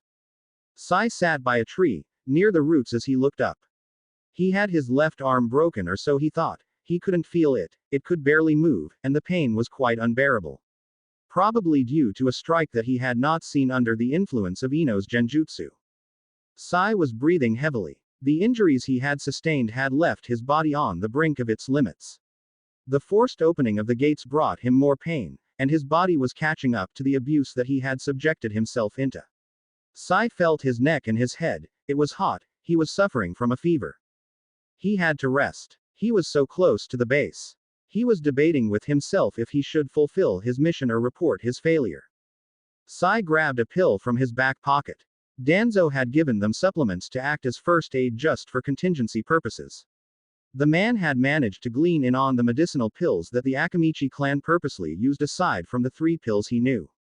It would help alleviate his symptoms. Sai popped the pill in his mouth and almost immediately, he felt some relief as the pain slightly died down and his body temperature slowly normalized. His breathing controlled, Sai took a deep breath and exhaled slowly. His mind still questioning if he had to continue his mission or not. If he were to fail again, then even Lord Danzo would be inclined to decommission him. Death would only be his reward, never having to fulfill a mission. And the mission came first. With a grunt, Sai stood up from the tree and decided to continue his mission. He would kill Yamanaka Ino, but this time, he was going to make sure that she was dead. For if he failed Lord Danzo, he would fail Konoha. The seal reacted once again, and Sai growled lowly as chakra began to move. His chakra was reaching to dangerously low levels. The mission must come first. With that in mind, Sai turned his back to his supposed destination and went back to Konoha. For the first time, he would indulge himself and not let the contemplation of his failure get into his head. Let not fear dictate you from your objective. If death must come, accept it. This was one of Root's doctrine. He has yet to fulfill his mission. He must succeed, no matter the cost. With that in mind, Sai dons once more his broken mask. The next day, Naruto and Team 7 had arrived at the Hokage's office in the afternoon. They were greeted by Tsunade, who was standing alongside Jiraiya, who had gotten word of his team's discoveries and rushed back to the village. Along with him was the current head of the Anbu, Falcon. Team 7 stood in front of the Hokage and her former teammate. With the necessary people now present, Tsunade looked at Naruto and gave him permission. Naruto grabbed a scroll from his pocket and gave it to Tsunade. With that, the Hokage had unfurled the scroll and bit her thumb before she smeared her blood onto the seal. Jiraiya wasn't concerned about this. Tsunade, after all, had the blood of the Uzumaki flowing through her veins as well. The effect was immediate. A large cloud of smoke escaped from the office as the space in between the two parties began to contort and be swallowed by something that Kakashi could tell was a distortion. Kakashi's eyes widened. His vision turned into a blur just as much as his students, particularly Sasuke and Sakura, as he looked at Naruto, who looked like he was used to such things. Welcome to one of the Uzumaki clan's greatest secrets. This is the Kuchu Yosei Takamagahara, Flying Fortress Plane of High Heaven. Those unfamiliar with the place looked around and saw nothing but steel sheets as walls with multiple tiles that seemed lightweight compared to the walls. When everything was settled and everything didn't look like soup, Kakashi turned around and found out he was not at the office anymore, but rather, something like an assembly room, reminiscent of the ones the Chunin had when the Hokage wanted to announce something and had an assignment for her forces. I'm sorry that we had to go here of all places, but we cannot trust the eyes and ears within Konoha that may lead to our current problem. Sasuke's eyes flinched a little, picking up that the Godime Hokage could not entrust what she needed to say to them around others. To involve him meant that he was being entrusted with a secret that could spell trouble for the rest of the village. Uchiha Sasuke. His attention turned to the Godime and he complied, turning to the head of his village as Tsunade had another scroll in her hands. I want to say that whatever it is that we discussed today, that I am giving you an opportunity that you will not want to refuse. Sasuke raised an eyebrow. What is it that you need me to do? Falcon nodded. Months of grueling, unforgiving and hellish attempts to make the Uchiha less likely to desert showed itself within his subordinate. Sasuke looked at his former teacher and recognized the man as affirming his abilities, a form of respect earned from endless toils and hardships. Tsunade looked at Jiraiya, then to Falcon as she looked back to Sasuke, a chance to seek justice. Sasuke's eyes widened, his heart beating a mile a minute. Justice. What is the Hokage talking about? What is going on? Is there something about my clan that I should know about?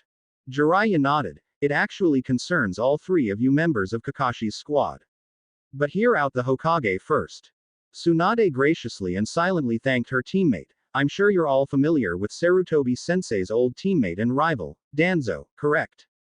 The three nodded and Tsunade continued. Shimura Danzo has been a thorn on my side since my inauguration. The man has been responsible for a lot of problems that Konoha is having internally. He acts as an independent force within the village with his indoctrinated shinobi. And he has possibly wronged all you three with his schemes. Jiraiya looked at Tsunade and digested her words. She was establishing Danzo as dangerous man that Konoha wanted to do nothing with. Perhaps he was. His organization was an open secret to Konoha's Shadow Ops unit. The Anbu, the Hokage's personal unit, knew of its existence and its operations. Many deemed questionable, as many of the missions they undertook were never authorized by the Hokage. All of us? Naruto asked, as Sakura's eyes widened. Did he order a hit on Ino? Sakura scowled. The question was why. Possibly. I've been tailing one of his agents for the past few months and the intelligence division suggested Ino be the one to monitor and gather the necessary information on Danzo's network and structures. Somehow, Ino's target managed to get away from her and never returned. She was the ideal candidate. She had training from Kurenai as a genjutsu expert, training from Anko and Ibiki on interrogation methods due to her sensor abilities and her ability to invade the mind. Danzo must have known this and acted to remind me that I shouldn't snoop around his business. Sasuke stepped forward. So, he targeted Ino so that he couldn't be probed and to deter the intelligence division from acting out against him. Why do we even have this unit? The question was legitimate to Sasuke's view. Why have a unit so independent from the direct command of the Hokage?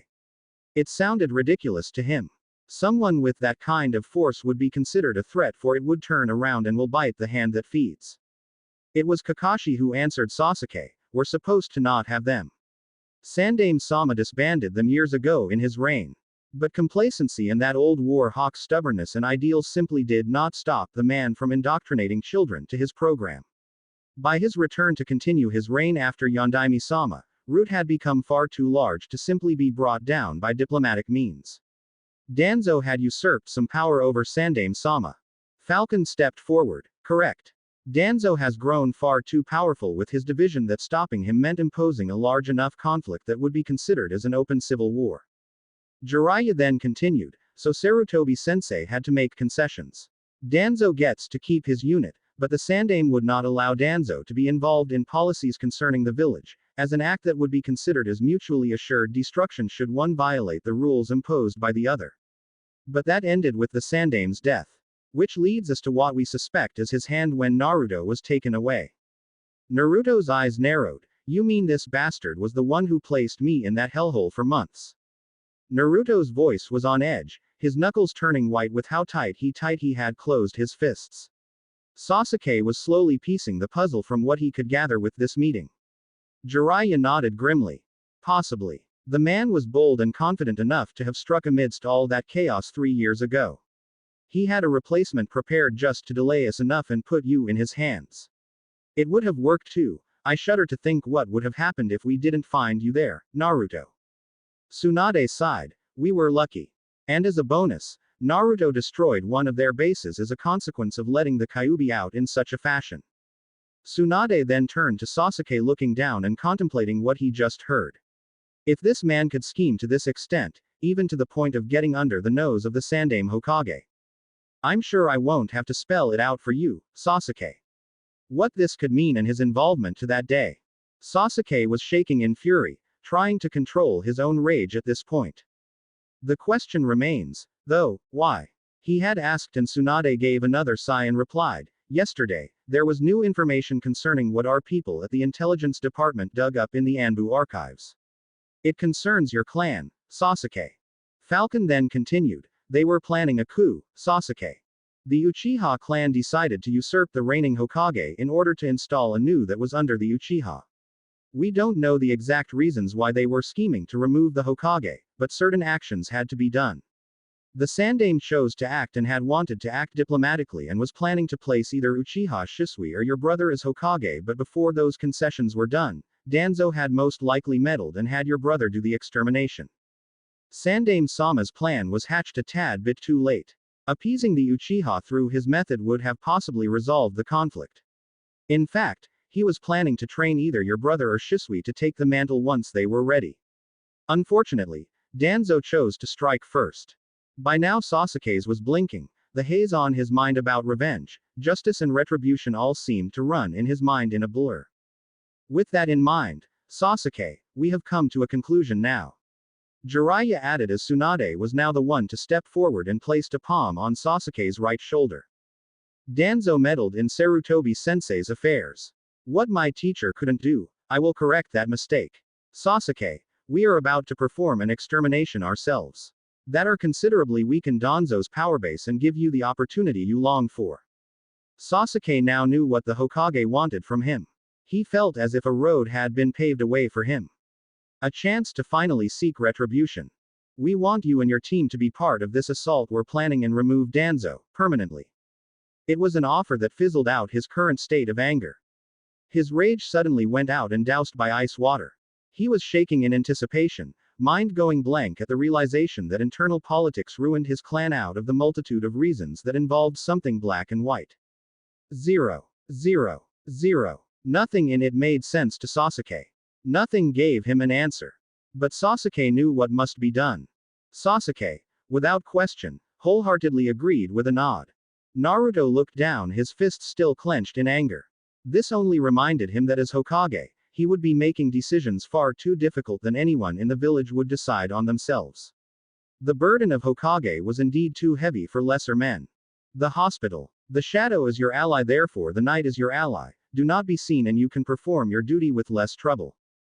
Another of Lord Danzo's doctrine. To strike in the shadow and leave nothing behind. He repeated that as he got closer to the hospital and hid in the shadows to observe the hospital, to where he would enter and exit once the deed was done. He would not fail this time, he would right his wrongs. By the time that the guards that were about to change shifts, Sai began to move. Remembering their pattern, Sai had transformed into one of the staff members and entered the building. His first order of business was to find the room that his target was in. Sai would assume that Ino was in the intensive care unit. The assassin quietly walked around the hallway, his steps slowly growing silent as Sai managed to conceal his presence. He had arrived at the intensive care unit and snuck into the station, noting dozens of monitors placed in there and found his target. Sai began walking to the room and noted that the target's parents were nowhere to be found as he saw the glass cubicles empty. Sai casually walked inside and readied the kunai with his right palm. As he approached the bed filled with tubes and machines trying to keep Ino alive, Sai silently poised his kunai above his head. This was it. This was the moment he had been preparing for. He was going to do it. His heart was beating fast. He could feel it thumping in his chest. His eyes turned into pinpricks as he was about to bring the blade down on Ino's chest. He found himself stopping just a few inches above Ino's heart. Sai stopped. He couldn't move. The adrenaline building up for the moment had soon vanished and the pain in his left arm returned in full force. Good thing I took Naruto's advice coming here in the last minute, or else Ino wouldn't make it. A familiar voice had said behind Sai's back. The assassin turned around and saw Shikamaru with his right hand in a handseal as his shadow stretched from him to the assassin. In truth, He had already figured out that a return was a high possibility and began to prepare. When he visited Kiba, who was getting antsy and nervous, telling him about Naruto, concurring with his suspicions only confirmed it. He just didn't know when he would dare to try his luck. And he struck while the iron was hot. Shikamaru noted the assassin, instead of focusing on him, instead turned around and turned his attention to his objective. His good arm shaking as he tried to resist the constraints being placed on him. He noticed the veins on his arms engorging, his muscles bulging at the strain of fighting against the shadow user's hold. Sai would accomplish his mission. His chakra suddenly went into flux, going mad with his sheer stubborn will, and the seal that Lord Danzo had given him, granted his will, empty as it is. Red streams of chakra soon escaped from his eyes, spilling over his broken mask like a red lightning streaking about. Shikamaru could suddenly feel it. He could hear something primal from the assassin, it the howl of a rabid wolf. A low growl and a menacing howl escapes Sai's mouth as he fought against his restraints, Shikamaru's shadow suddenly changing into small, thin, prehensile tendrils as they pierced Sai on multiple points, forcing him to bleed all over, but he would not be deterred. He had made the mistake of taking out the ones who meddled with his mission at first. This time, he was going directly for the kill. Sai, for all the emptiness in his heart and mind, found himself a will that would push through this hell he had put himself through, and for that split second, he had broken free from his bindings and his only able hand slammed down onto the bed like a hammer of the gods. Choji! Shikamaru shouted, and a large boy with a huge and hulking physique appeared in front of Sai as he enlarged his right fist enough that it would sail over Ino's prone form but would land a direct hit towards the assassin. Get out! Choji shouted, as he channeled all his strength into that one punch and immediately scored a direct hit, breaking Sai's remaining good arm, and then a powerful hit that pushed him back from the room and then outside. Outside the hospital, Shino, Hinata and Fu were just going to visit their teammate and Ino just as they made their way towards the hospital. Throughout this, Hinata had her thoughts still lingering on the grim expression that Naruto and Team 7 showed when they got outside of the office, with Naruto telling her to prepare and gear up without much fanfare. He then told her to call for Shino and Fu and have them prepare as well. All members of Team Guy were currently injured. With what Naruto had in mind, he was going to be short on manpower. He then made his way towards Training Ground 44. She complied when Naruto had worryingly told her of what was going to happen. He mentioned that they were going to drop a boot on the neck of someone. She had never seen him so angry before. She had assumed his hot-headed tendencies were slowly disappearing and that he was improving in controlling his temper. He was, but this cold and unfeeling rage that he displayed reminded her of Sasuke. She couldn't help but be worried when she held her arm. Instead of pushing her away, Naruto pulled her closer and whispered into her ear with that faraway look in his eyes. Hold tight, Hinata, I promise you this. I will bring down the bastard that ruined our lives, and I'll make sure that he would not touch you, not anyone else. This ends here. Though she would appreciate his protective and promise, Hinata couldn't help but feel frightened of what Naruto was resolving for her.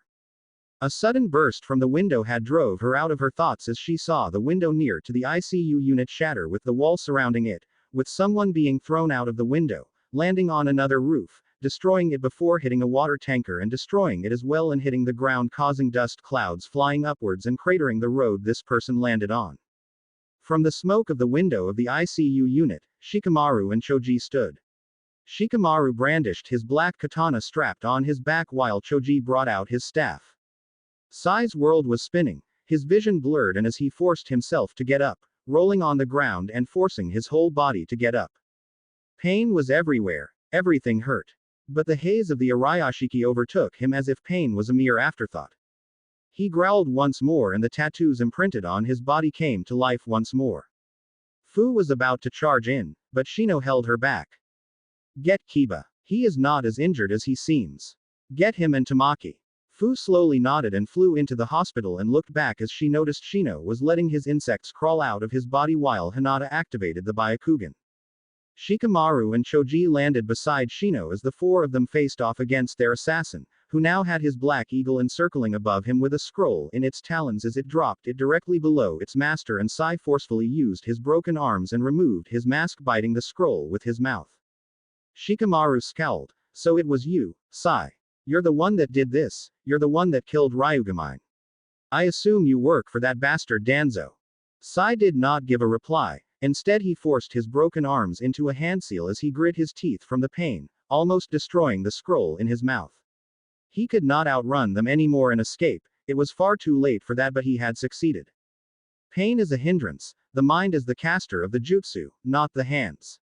Ignore the pain, destroy your body if you must, but fulfill the mission. For your success is my success and my success is Konoha's prosperity. I am the will of fire. I am Konoha. Those words echoed in his mind. Sai will destroy himself to succeed on Danzo's behalf. He was sure of it. His resolve was plain to see. His eyes once more turned red as if crimson lightning made for a veritable storm around him, an unnatural one that disobeyed the law of nature. Ninpo. Choju Giga, Ninja Art. Super Beast Imitation Scroll. 5 lions then sprung up from the scroll, as did 2 giant black spider, 3 large birds of prey, and finally, a dragon made of ink. The 4 shinobi prepared themselves. Sai then dropped the scroll and grabbed the mysterious trinket from his bag. Black ink swirled around him as it began to solidify at the tip of the handle, and long, black blade made of ink formed from Sai's ink and placed the blade in his mouth. Eyes crackling like mad from the red color of electricity as he let his life burn. It was here that Hinata stepped forward. The wind howls around her as Byako appears at her side in its full form. Tongues of chakra then appeared around her as she commanded the winds to be with her. The wind complies, recognizing its master. Now poised to take the front, Hinata's form was surrounded by a white chakra form that solidified to a pair of tiger ears and a tail, nails elongating and 3 sharp whisker marks appearing on her cheeks. Though feral looking, she remained her grace and poise as would a dignified queen. Her words held a tone of command and expectations. Your path ends here, Sai-san. It is time we put a stop to your master's schemes. Surrender and you shall live to see another day. Thus, the world bears witness to the birth of new legends. Chapter 40. Salvation. Naruto jumped from treetop to treetop as he entered the forest of death. It had been a while since he set foot in the forest. Memories of Orochimaru assaulting their team came to mind. It was probably here that things had taken a turn for the worse ever since the wave mission. Zabuza and Haku might have opened his eyes to the cruelty of the shinobi world, but Orochimaru opened his eyes about monstrous people who had no qualms about doing taboos that would further their agendas. Under the influence of Sage Mode, Naruto stalked the forest around him, making his way to the chakra signatures that he was familiar with. His being was saturated with thick levels of natural energy and the world around him seemed to comply. The air seemed to distort, blades of grass would lean back towards him as they fed on his chakra, seemingly filled to the brim with life-giving yang energy, and every step he took made the earth grow small shrubs as it began to form new foliage. Vicious predators that have grown a taste for human flesh remained hidden, afraid and unwilling to come out as they felt the presence of an apex predator in their midst. Throughout all of this, Asura watched his transcendent intently. He's ready to take Senjutsu to the next level. Kurama seemed unconvinced. With a crutch like that? Asura shook his head. It would have been much easier if you cooperated, Kurama. Kurama ignored his brother's chastisement of him not allowing the toads to sync with Naruto's chakra, deeming not wanting them to mess with his own. Kurama's chakra was his, no one else's. To see an invasion of chakra that was trying to meld with his own felt like an invasion of his being. Rakudo Senjutsu is the only known method to produce Rakudo chakra for somebody with no aptitude for it. Many have attempted, none have succeeded. What those who attempted compared to you lacked was that they did not have the old man. And true enough, even with his transmigrants, almost all of them did not have the ability to enter such a state because they wouldn't reach far enough, potentials wasted by lack of time or being called to action sooner than expected, that they were snuffed out before they could flourish. The art was lost as the followers of Ninshu continued to diminish. And Rakudo chakra is required to fully manifest the powers of the Rinnegan. His thoughts drifted back to the time that a pair of Rinnegan eyes down on them in that cave. How could someone who carried his father's eyes be the one who would push their world into total destruction? It didn't make sense to Asura. Someone who had the Rinnegan surely would have connections beyond the material plane, perhaps could connect with his father. But to see those eyes present in an ominous and dangerous man. Rakudo chakra can only be obtained by combining all the chakras of the tailed beasts and becoming a sage that surpasses all sages. It is the essence of all Rakudo techniques. Without Rakudo chakra, Rakudo chikara is limited. And without Rakudo chikara, Rakudo chakra cannot be produced. But the old man found a way with you. You did not have Indra's talent or his eyes. But you inherited the old man's spirit. This power that was supposed to be passed down, supposed to be taught for generations into the future, vanished with you, thus Ninshu disappeared along with its successor. My failure to stop my brother and change his ways led to the failure of Ninshu as a whole. Asura looked down and his fists clenched at the realization of his failure. But if we must face the dawn with courage, then the teachings of Ninshu must be passed down. That includes your cooperation, Kurama. Naruto must learn the last lesson that father has given me, he must learn Rakudo Senjutsu. Kurama gave a huff and turned away, then he must face me first before he becomes what you envision him. Though I dread the coming days that we are set to confront, Naruto has yet to face true hatred. Your stubbornness will cost us, Kurama. Kurama did not care. Indra has showed me that human avarice and malice grow stronger beyond even what I could reach. Their potential is always squandered, Asura. Even yours. Your line could not flourish to stop Indra's line and created this endless cycle of death and destruction. Even if that potential right now is flourishing and has a chance to actually change the world. Kurama looked at Asura surprised. The nine-tailed fox stared down at Asura. This did not sound like hope, but rather, desperation. Kurama leaned down. Asura. The Rakudo Sennin loved the world and its people just as much as you did, just as much as his brother did. But the world chose to burn it all, chose to rule with greed and hatred. It threw away father's teachings, spat on his legacy and forsook the one who could have changed the world eons ago. They have even twisted his lessons and used chakra as a tool of war. Perhaps it is better that the world be born anew. Asura shook his head. That goes against our father's teachings, Kurama. Let not what appears on the surface be the summation of the whole. Though we see them fail time and again, there are people out there that can bring about that change. Realism is not cynicism, Kurama. Doing nothing means we perpetuate that which hurts us. The powerless cannot fight back, but the powerful will step on them. Neither strength alone, nor will alone, can bring about the necessary change. Did you perhaps learn that from the old man? Asura shook his head. No, Kurama, this is what I learned on my own. As Naruto had made his way towards the central tower where the familiar signatures were currently at, Naruto slowed down, sage mode finally running out. Within his sights, he had found the group he was looking for. Nice of you to drop by, Naruto. I take it you're not here for idle talk, but business. Konoha Hospital. Hinata approached at front. She was the one who will lead the charge against Sai. The wind had answered her call. Byakko resonated with her chakra and Byakko's element recognized her as the master and its herald. Shikamaru followed suit, sword drawn as Choji approached with his staff. Shino followed suit and deployed the insects in his person swarming around him on both arms. The winds howled before silence escaped them when Hinata invoked the name of her jutsu. Byakko no Takashio, storm surge of the white tiger. With those words, the quartet had split into different sides as Hinata's form vanished into a blur and reappearing to one of the ink lion's side and let loose a vicious palm strike at her first victim, splattering the ink lion as it was hit upwards in a diagonal blow as it was sent up to air. Hinata vanished once more and this time appeared above one of the remaining three lions and stabbed it with her index and middle fingers downwards on its back, creating a surge of wind from her arm and piercing the ground along with it, splattering the ink outwards once more as Hinata landed. It was here that Sai had made his approach, arms dangling at his sides with a sword of ink in between his lips. Sai swung his head sideways and spun when Hinata had managed to slip around his first strike. Sai had used his considerable range to keep the Hyuga at bay as he slid forward, flinching as he did so, seeing the multiple holes around his legs and thighs. Hinata jumped back and the two remaining ink lions lunged at her on opposite directions. Hinata ducked and huddled just in time and spun once more with her footwork, hitting the ink beast on the underbelly with two palm strikes before it dispelled and stopped her spinning momentum with her right foot before she spun in the opposing the direction as Hinata hit the ink lion that was about to tear her legs off with another palm strike, this time, square in the middle of the ink lion's face, destroying it with her palm, splattering ink to the streets. If her opponents were human, it would have been a gruesome sight to see. Hinata's brand of ruthlessness paired with her unique Juken fighting style would have led to a violent death if it were anything else. Perhaps her anger had shown. Sai was after all, responsible for Ino's situation, the one who had almost killed her beloved sister. Hinata found that wanting. Sai then turned around once more. Hinata, seeing her attacker come back for her, turned around as well, her hair flowing with her motions as Sai lunged with his ink blade drawn.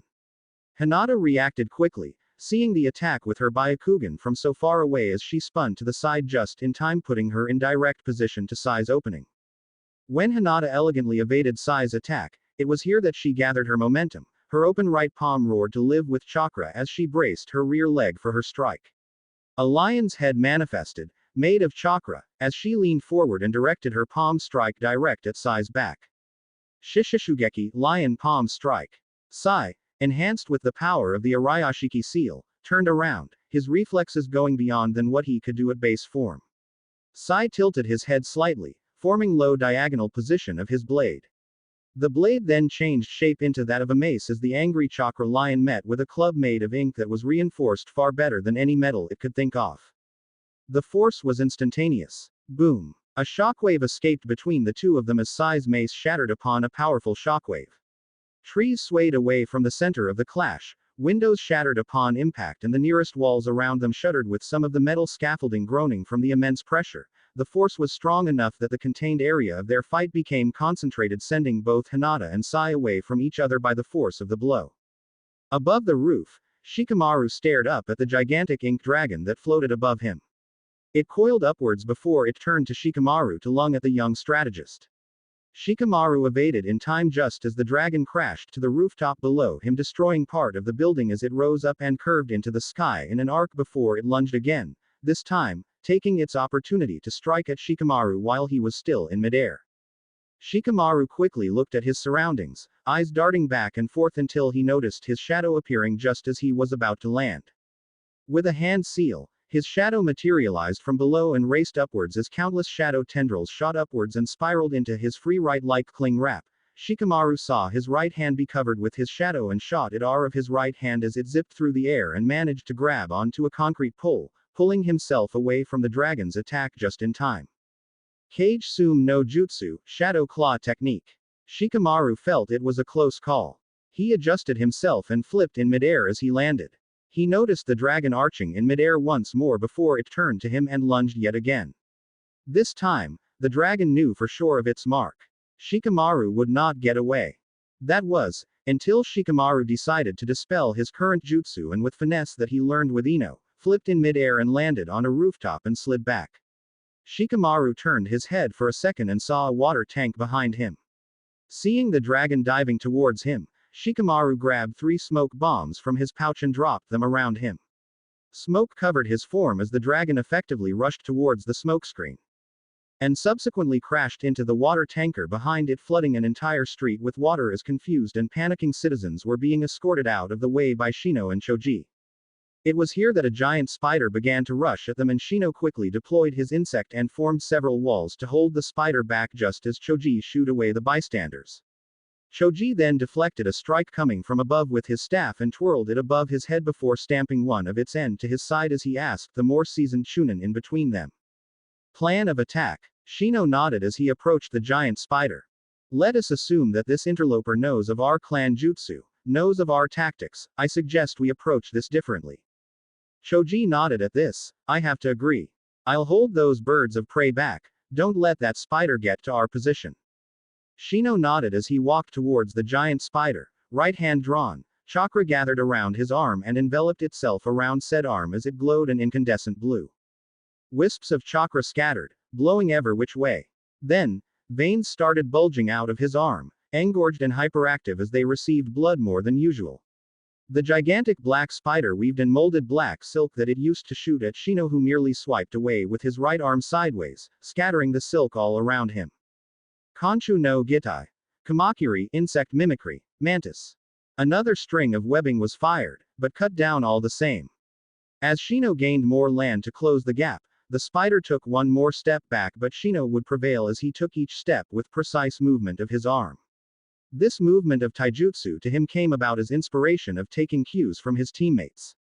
Shino was never really much of a brawler. Taijutsu was never his strong point. That was Kiba's and Hinata's forte.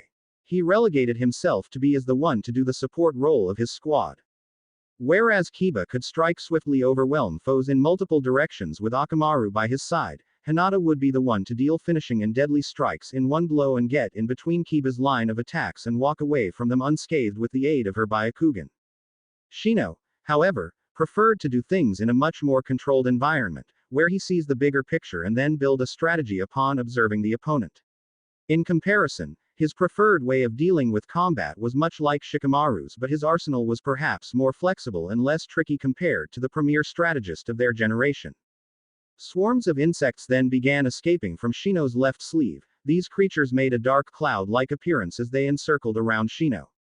The black spider screeched as the boy entered its striking range with his swarm of Kikaichu swirling around him like a vicious whirlwind. The sound of multiple scratching could be heard and Shino's surroundings suddenly let go of an arching current. They say the more friends interact with one another, the more alike they become. They pick up new mannerisms, new behaviors, and new insight from one another. Perhaps he shouldn't be surprised. Shino preferred to observe, retain helpful data and discard the rest. And upon that information, Shino gained more than he could ever hope to lose. All because he chose to be with others. But this assassin had poisoned the garden. It had struck too close to home. His friends were harmed by this man's actions. Underneath the stoic and often mistaken apathetic demeanor of Shino, the boy inside him raged like no other. Seeing Kiba hurt and Hinata distressed was enough for Shino to act. The mad sound of thousands of insects scratching their legs could be heard and static electricity began to form. It was a low hum at first, but when the giant ink spider used one of its forelegs to attack Shino and strike it down, only to have its power repelled by the static charge. Konshu no Gitai. Denkamashi, insect mimicry. Electric insect. The ink spider recoiled, its form pushed back slightly, exposing its unprotected underbelly. It was here that Shino struck. Shino leaned down and dashed. The ink spider managed to recover but not quick enough as Shino, using the wet ground, slid below said creature and performed a handstand and contorted his body sideways before he jumped and kicked the spider with his left foot. Konshu no Gitai. Mukade, insect mimicry. Centipede. This sent the spider flying upwards, followed by another kick sending it further up. A streak of green, red and yellow then appeared as Shino continued to kick the spider with his heavy blows infused with his chakra. I've got your back, Shino. Fu yelled through the skies, her being wrapped in miasmic chakra, and her forehead suddenly grew a blue horn with its tip splitting in the middle, forming a Y-shaped tip of her horn. Tsunoyari, horn spear. Fu streaked through the sky, glowing as she did so, her miasmic chakra showing off an almost eerie glow, a menacing object from beyond the heavens. Fu then pierces the ink spider like it was made of paper. Fu bursts from the other side, going through the made-up creature as ink splattered above the skies of Konoha that it rained black in one part of the district. Fu turned around, and immediately dispelled her chakra cloak as she caught Shino in her arms as he descended. A smile plastered on her face as she did so. Gotcha. Trust Shino's girlfriend to always catch her man. Shino would have refuted, but he felt that this wasn't the time to do so. His vision turned back towards the ground to where Hinata was squaring off against Sai. His eyes narrowed beneath his sunglasses. Fu's levity would be cut short as she noticed that the fight was still far from over. It had been a while since she had seen any action, only training exercises and Shino's company to stave her boredom. The opportunity finally presented itself. Eager to prove her worth and pull her own weight in the village, Fu had taken this opportunity to conduct herself properly, namely, to obey an officer authorized to give her orders. And she would have it no other way when Shino was the one who told her what she needed to do. Fu obeyed Shino's wordless command. She knew what they had to do. An ink dragon suddenly made its appearance as it was about to tear them to pieces, only to be stopped when a black blade descended from above and hitting it by the neck. Shikamaru then appeared, with neither sound nor visual cue, surprising both Shino and Fu as Shikamaru then proceeded to slice the creature's head off after gripping the handle of the black blade as he rolled in midair, cutting through the neck swiftly. Shikamaru landed first and slid on the ground as he said, Kage no Mai, Sen, Shadow Dance, line. The ink dragon dissolved back into nothing. Shikamaru turned his vision back to the assailant that had persisted. Sai was facing off against Hinata. With every movement Sai made, Hinata countered. Her footwork was something to behold. Years of training with her teammates, her sensei's pointers and suggestions, and mixing philosophies with her family's style and her own thoughts into practice created a branch of the Jukin that suited her quick feet and her approach to battle. With every step created purpose, and every purpose delivers Hinata to a spot that she could exploit. If the base principle of the Jukin was to directly debilitate like a spear pushing through a strong and indomitable defense, then this style of the Jukin was more like a knife in a surgeon's hands.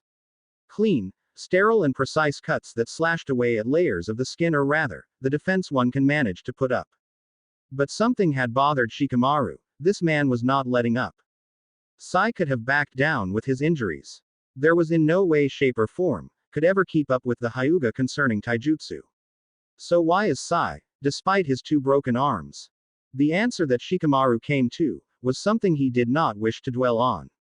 With that, Shikamaru decided to restrain his opponent and lock him down with no avenues left for the man to escape and prevent whatever it is that Sai was planning. Shikamaru clasped his hands together and began performing several hand seals before he slammed his right palm on the muddy ground. Doden. Shikyu no Sento, Earth Release, Earth Spire. 5 pillars of earth then rose from the ground around Hinata and Sai as they continued to square off. As each time blade met palm, Hinata parried the strike by applying chakra to her palms, redirecting the slashing attempts away from her as she stepped away with her rear foot and positioning herself to the openings that Sai had gotten himself into.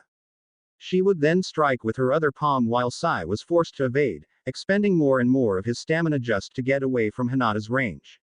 Indeed, the Arayashiki seal was proving to be an effective tool to help its user keep up against opponents even when injured. As Shikamaru thought of a scenario that Sai was planning, Choji found himself more on the defensive as the 2 raptors in the air used both long-range and hit-and-run tactics against him.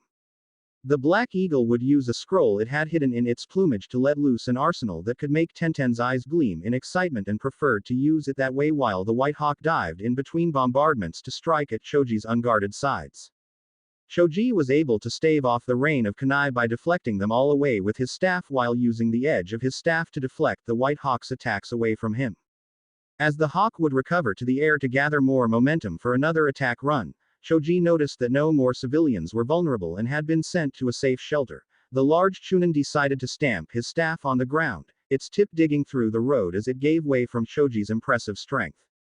The Black Eagle screeches in the air, once more unfurling the scroll it had grasped in its talons as multiple seal cores appeared. With a simultaneous popping of white smoke in each seal, it had unleashed a hail of kunai against its target.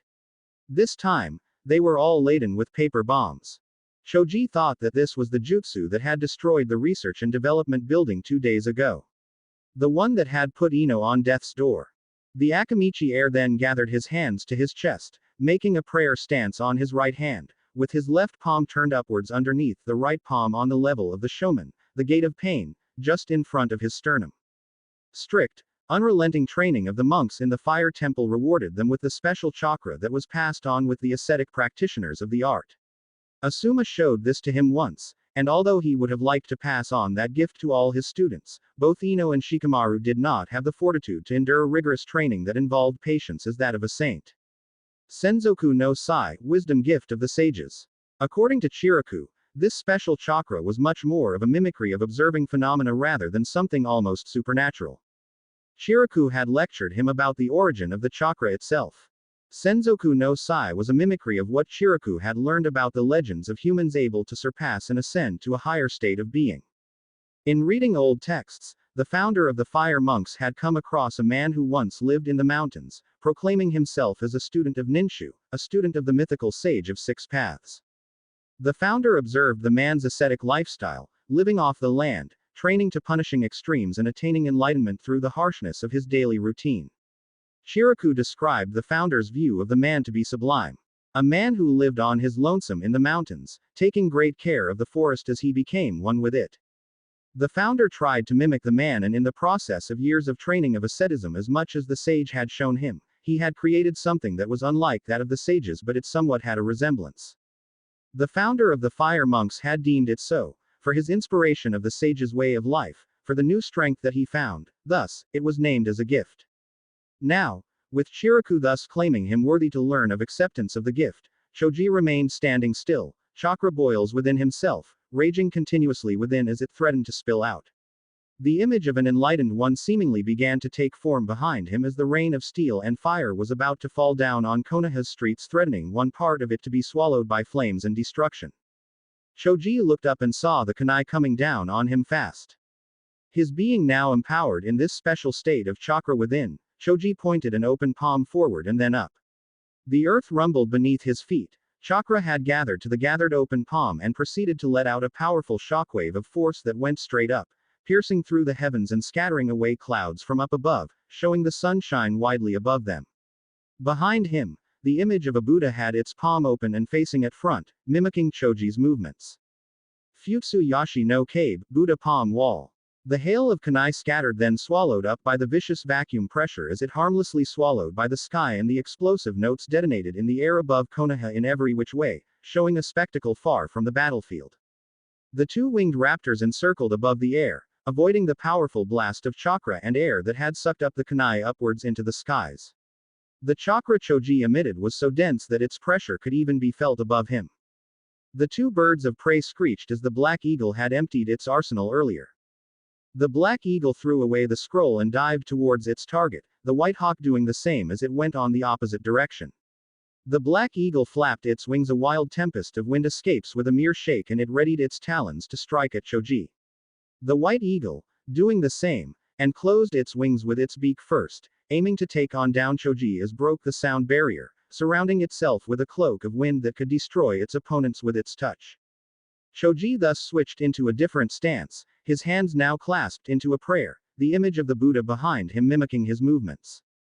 There was a loud clap that could be heard, and Choji could feel his chakra spreading out, acting like a dome before it imploded and collapsed in of itself as it suddenly went back to Choji, who then spread his arms wide, aiming for both the black eagle and the white hawk.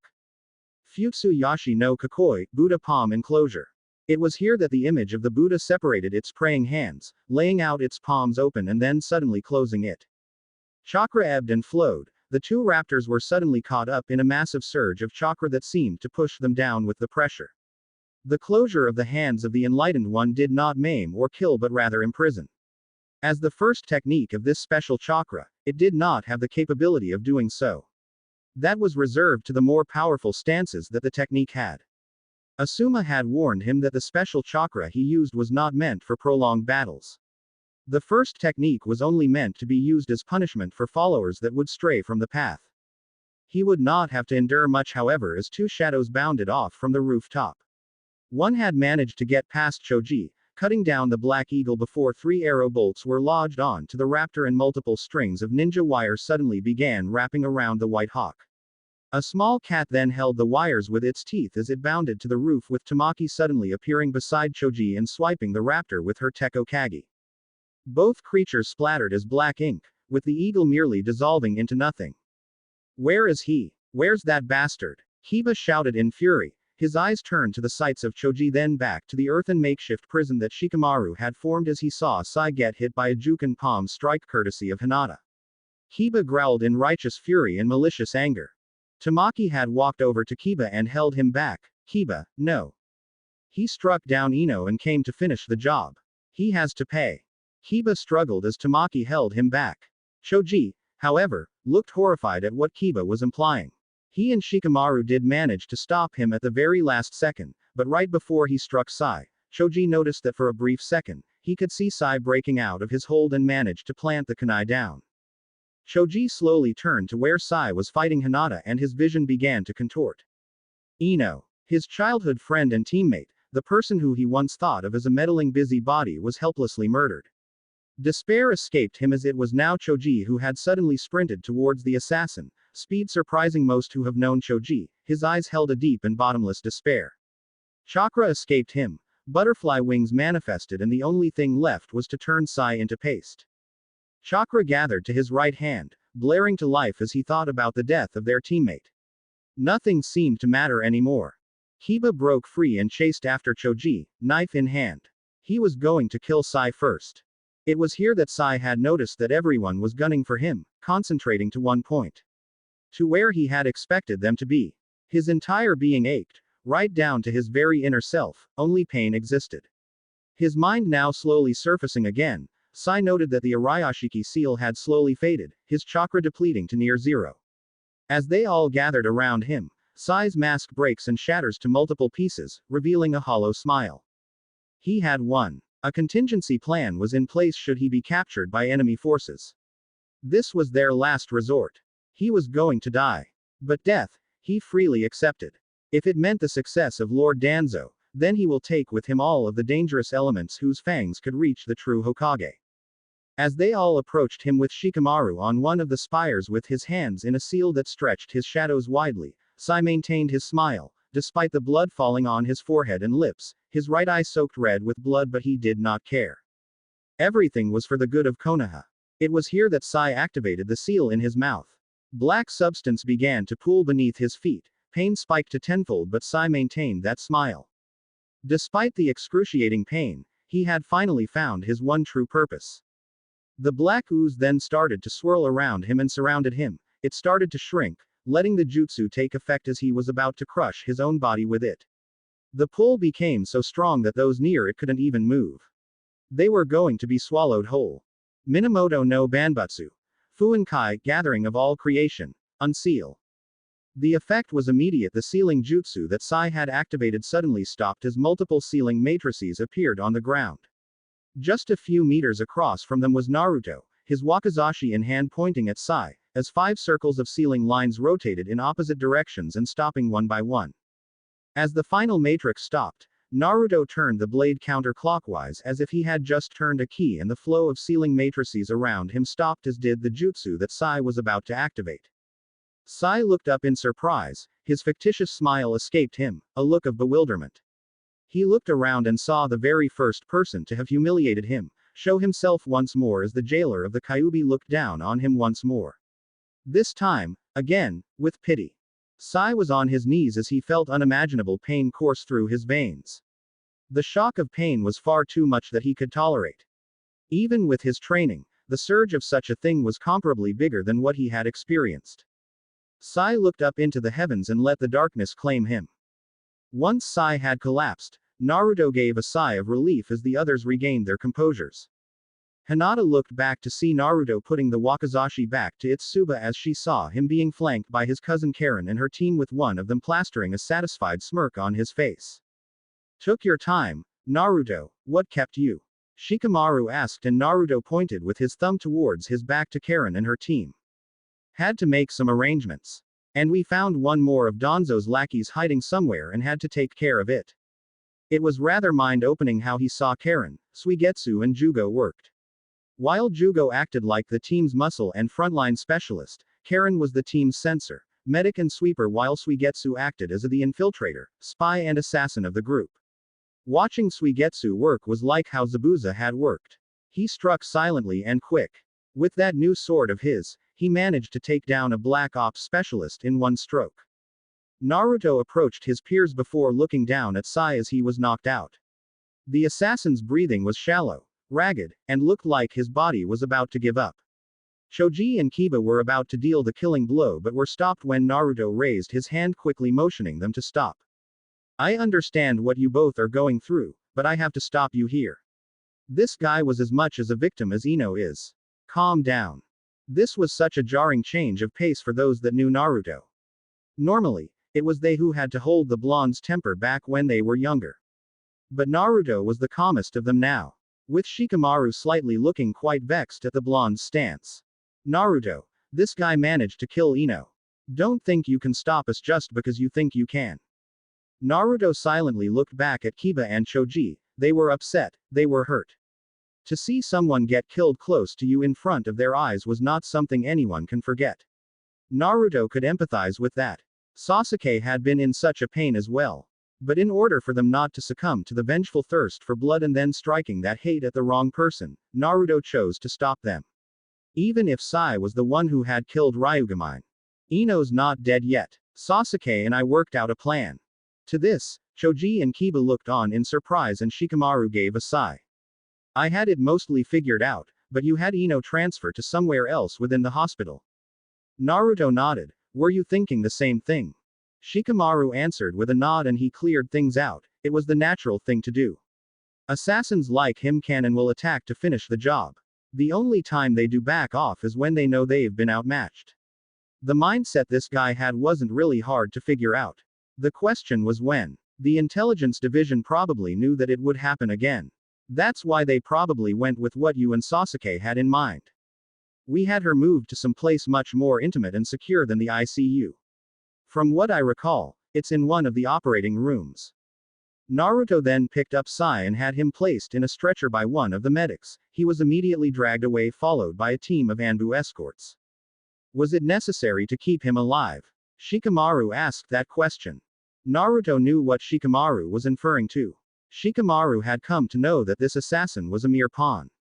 After all, why send someone so skilled if it was to kill a Chunin that worked for the intelligence department? Ino might be a rising star as an agent, but it did not mean that her status was worth looking into. It made more sense to go after two targets. One was Uchiha Sasuke, who was the last Uchiha in Konoha. If anyone was going to be struck in their generation, Sasuke was a prime target. The blow to Konoha due to the Uchiha clan's massacre sent the village reeling. The Uchiha clan was a force to be reckoned with, for sure. And to finally strike at the last known Uchiha with a fully functioning Sharingan would mean one of Konoha's best weapons would be forever lost, as it would lose its capacity to pass down the Sharingan to the next generation. The other target would have to be Naruto. For obvious reasons, the blonde was their deterrent, the last resort option in case of a full-on invasion. Losing Naruto would mean that Konoha has lost its option for a scorched earth policy. Their deterrent was mostly structured around fear, but that fear has long been used to prevent war stepping on Konoha's front door. It took Orochimaru manipulating Suna to send Gaara over for that to happen. Which meant that they were planning on using a Jinchuriki as a safety measure to face off with their Jinchuriki. Unfortunate for Orochimaru's plans, Naruto prevailed against Gaara at the time, which would have signified a loss for their forces immensely. That guy was just a victim of Danzo's schemes. He made Shinobi as mere tools to be used and thrown away. He's not someone we should turn our hatred to. He's a victim, just as much as we are. Choji merely clenched his fists. I can't fully accept that. Choji then continued, he endangered almost everyone. He antagonized you, Naruto. He almost killed Ino and the genin. He killed your workmate. How could you just accept the fact that he was also a victim?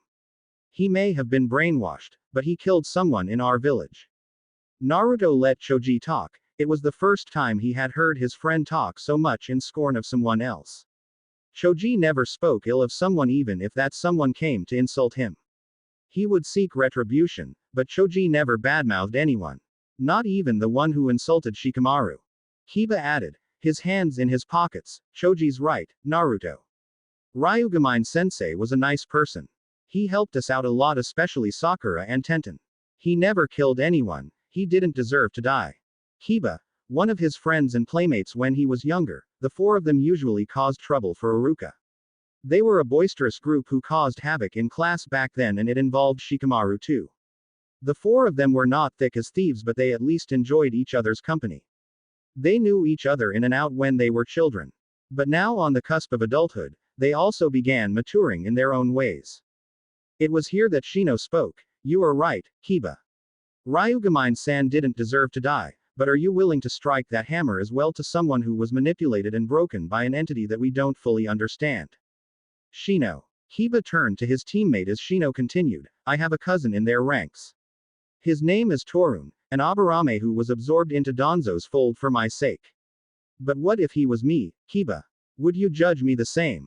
Kiba paused for a moment. Shino was considered to be placed in their ranks. That was news. Shino. I don't know if I could. You're my teammate and friend. But if that were to happen, it's not so easy to place that judgment to you. Then why spare him? Tamaki this time was the one to ask. She was referring to Sai, who was taken inside the hospital. He's not just the only one, the others too. They were brought under Danzo's wing. Why just him? Why not everyone else too? Shiakamaru sighed as he sat down on the stone pillar, because not everyone can be saved. We can't spare everybody who is trapped in this nightmare. Hinata shook her head. No, I don't think it's that. Everyone turned to Hinata. She had a different conclusion compared to everyone else, I think because Ino-san hesitated as well. She knows why she stopped. We know that normally, she wouldn't stop and she would strike at Sai with clear conviction, but that person now had a face and Ino-san recognized her. She must have known the program that Sai-san had to go through. It was why I had given him a last chance. Because I knew that Ino-san knew something about him. Familiarity will only get you so far. Tamaki responded. Perhaps, but I fear that we must discuss this at a later date. The die is cast, after all. Hinata replied as she walked over to Naruto. Naruto-kun, I know that I can't just let this go so easily. I know that you aren't letting this go as well. My sister was almost hurt, Konohamaru and his team were the same, Ryugamine-san was killed and your team was almost killed as well. Out of all of us, you are affected more than us. But I have to place my trust in you. You gave someone like Sai-san a chance. I can't fathom what it is on your mind right now, but I wish to discuss more about what you are planning. Naruto could tell that Hinata was slightly upset of what he decided to do. Hanabi was caught up in the explosion, and although alive and mostly unhurt, she couldn't shake the feeling of terror that had occurred during those minutes that she learned of what happened to where Hanabi was. I understand, Hinata. I want to say more, but we don't have the time for now. I'll make time for us after this. I swear to you. Hinata, now relieved of her trust with Naruto, could only nod and smile. She and Naruto did have the same ninja way, after all.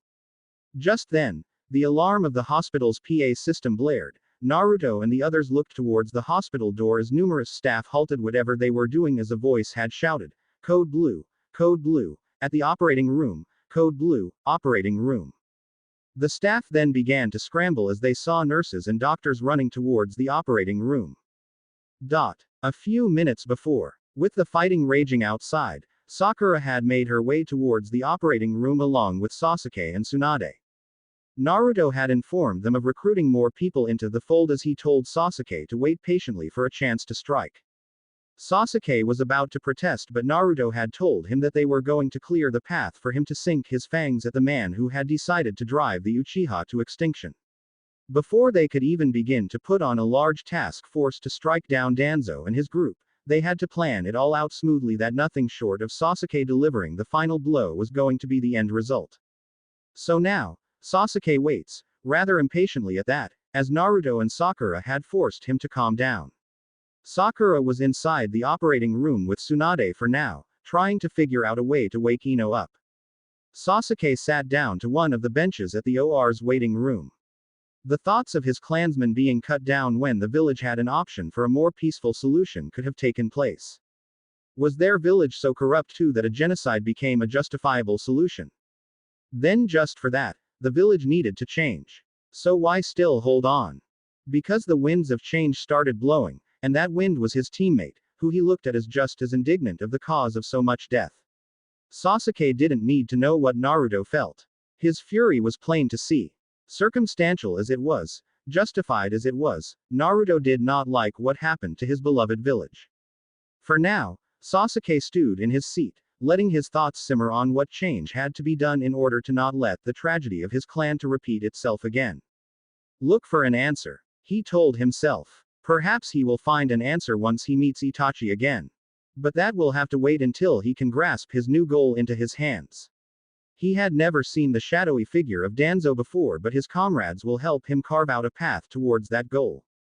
The PA system's alarm blared, and he could hear the announcer tell him about the words, Code Blue, and it was directed towards the operating room. Sasuke rose up from his seat and waited by the door. He couldn't enter. He wasn't authorized, but he could feel Sakura's struggles inside. Pain was a word that many could relate to, and Sakura now was feeling that pain again. Caused by a man so hungry for power that he would strike down those that he deemed protect. Again, Sasuke was reminded that he wasn't the only one who suffered from the actions of another. Inside the operating room, once Sakura had entered, he had noticed 3 whole teams bustling in one room with Tsunade standing at the center of it all. She had recognized the intelligence division with Inoichi on one side, perhaps they were the ones who were detailed for Ino's protection. On another, a group of white coats different from those of the medical team was there. A new face was there discussing to that team about something she couldn't fully wrap her head around, and finally, the medical team itself, composed of multiple disciplinary teams that were there to give Ino the best care that she can possibly have, as Tsunade was the one leading that team herself. It was here that the seemingly out-of-place team of white coats had turned to Tsunade as they called over Inoichi. By this time, Sakura was started to scrub in. She washed her hands thoroughly, cleaning herself up before donning the gown, and placed herself at the monitoring team tasked with the anesthetic group to keep Ino alive. Is there a procedure that I have to know about? One of the medics nodded. Yes, we are here to do a new type of surgery. Tsunade-sama herself will be the head surgeon with her assistants coming from different disciplines, particularly the neurosurgery department and the orthopedics department. Sakura nodded as she slipped on a mask. What are our goals here? One of the doctors, Sakura could identify, was the internist, to awaken Ino-san. Katasuke-san, the new head of the research and development team, had gone over to explain to Tsunade-sama what Inoichi-san had with that scroll of his. Apparently, it's a device that is implanted on the spinal cord to jumpstart brain activity. Katasuke-san said that it was originally designed by Ryugamine-sensei as a link to weapon. But Katasuke-san reconfigured the design to act as a gateway towards the brain and force a neural activity we didn't think was possible. Just then, the monitoring system machine started blaring as it gave warning signals all throughout the room. Sakura's eyes widened. She looked at the monitor. She was noting that her heart rate was going down. Bradycardia. What's the rate of her inotropes? Sakura shouted and ran towards Ino as she raised one of Ino's eyelids with her gloved hands and shined a light on her eyes. Ino's pupils reacted, constricting to the bright light that was dropped on her eyes. But it was sluggish. She still had a chance. They're all maxed out. She's going into cardiac arrest. Mech vent settings. Maxed out as well. Any more and we might cause a pneumothorax. Sakura growled and looked at Tsunade, who was going immediately to her and had the entire team ready. We don't have any more time. We're doing the procedure now. Everyone, to your stations. Tsunade then turned to Sakura. Sakura, we're going to do the implantation now. We're going to turn her sideways. You're going to have to do a direct cardiac massage until we can do a jolt with this new device. Can you do it? Sakura looked determined. Even with her mask, Tsunade noted Sakura's expression. I will, Tsunade Shisho. Tsunade smiled beneath her mask. That's my girl. Sakura immediately got to work. She created a scalpel with her chakra and with her pointer finger, made an incision just beneath the sternum, slicing across Ino's skin by about 10 centimeters as she began to peel off layer by layer. Once she saw the apex of Ino's heart, Sakura dived her right behind Ino's heart and began massaging it. I won't let you die, Ino. Sakura powered through her desperation, letting not the terror in her voice take hold of her own heart. Ino needed to be saved. She will not give up. Naruto and Sasuke taught her that. Her friend needed to be saved. All those times that she recalled feeling helpless, unable to do anything, useless and a failure, all of that discarded, thrown away like dust in the wind. No longer could she afford to fail someone, she was needed.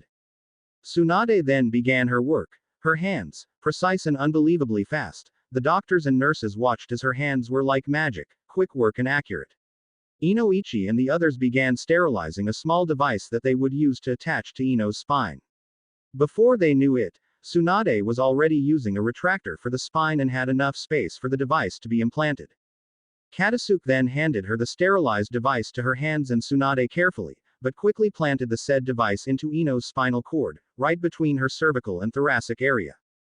It was here that Tsunade removed her latex gloves. Her assistants began sterilizing her hand as she aimed one finger towards the small chip. An arc of electricity escapes from her pointer finger and the lightning raced upwards Ino's spinal cord towards the brain. Ino's brainwaves suddenly started to jolt and slowly began to show signs of a normal pattern while asleep. Sakura, who had gotten her hand away just in time just as Tsunade induced a shock towards the brain. As she retracted her arm, she looked at the monitoring device once more. P waves are present. Normal QRS complex. No elevation or depression of T waves. The rhythm is okay too. Sakura examined the monitor for anything that could lead her astray. So far there was none. She's going to wake up. The neurologist warned, and the anesthesiologist proceeded to put her back into sleep as Sakura and Tsunade closed up their incision sites. Sakura sighed in relief. As she stepped back and removed her mask and gloves, a bit of Ino's blood had stained her face as the doctors, nurses and the scientists and even the intelligence teams began clapping at their performance. Sakura may have only performed an emergency procedure, but her help had given Tsunade enough time to start the actual process.